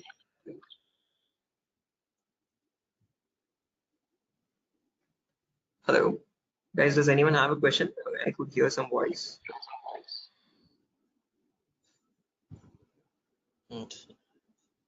Hello. Yeah. Sir, what you are trying to make us understand from this concept? What is DHCP? How we are getting an IP address automatically? Okay. Okay. So we have seen how to assign an IP address manually, right? How we can assign our own IP address. But there's another option also, obtain an IP address automatically. So when you're selecting that, how are we getting this IP is what I'm trying to show. Okay. Hello. Yes. Right. Okay. So as I've mentioned, whenever you connect a new device and when you select that option, obtain an IP address automatically, what happens is your device starts sending a broadcast signal everywhere. It sends a discover packet asking what is the exact DHCP server. Okay.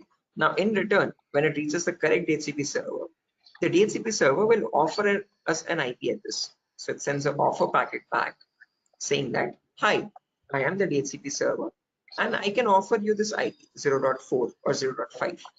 When this offer is sent, our device again sends a request.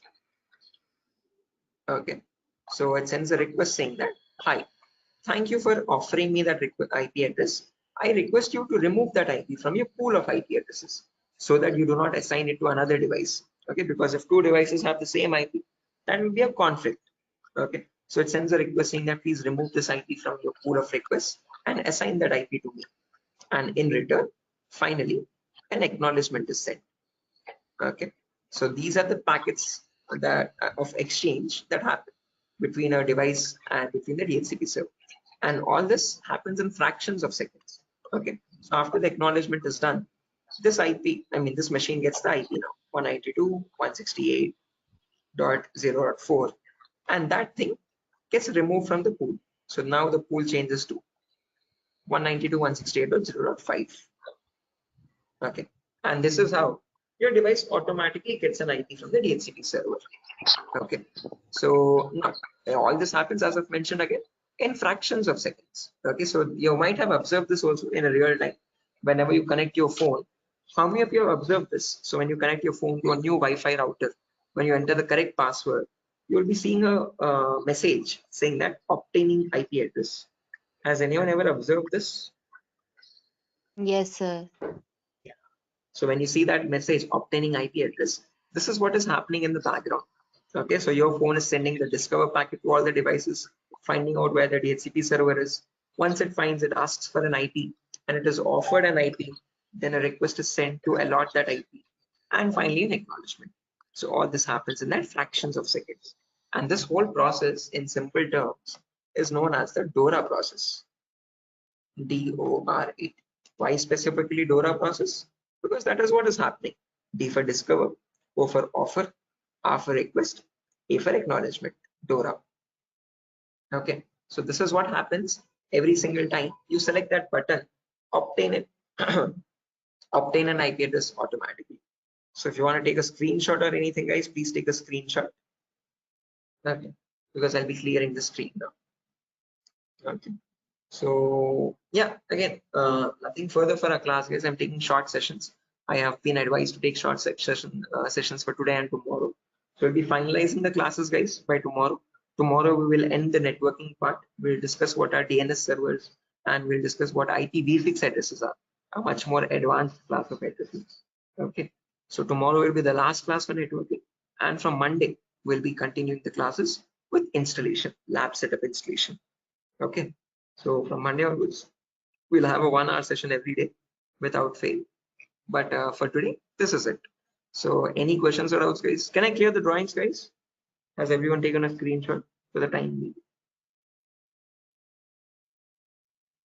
Yes, sir. This is quite important, guys. A very basic but important concept. You might get asked about this in interviews and all. Like, what is DORA process? How does it happen? what are the different packets of exchange that happen between the client and the server. Okay, so if I show you right now, as I've mentioned, my router, my Wi-Fi router itself starts acting as a DHCP server. So if I show you, if I log into my router is getting the IP 192.168.0.1. So let me log in into this. As you can see, this is my Wi-Fi router TP-Link. And if I go to wireless settings,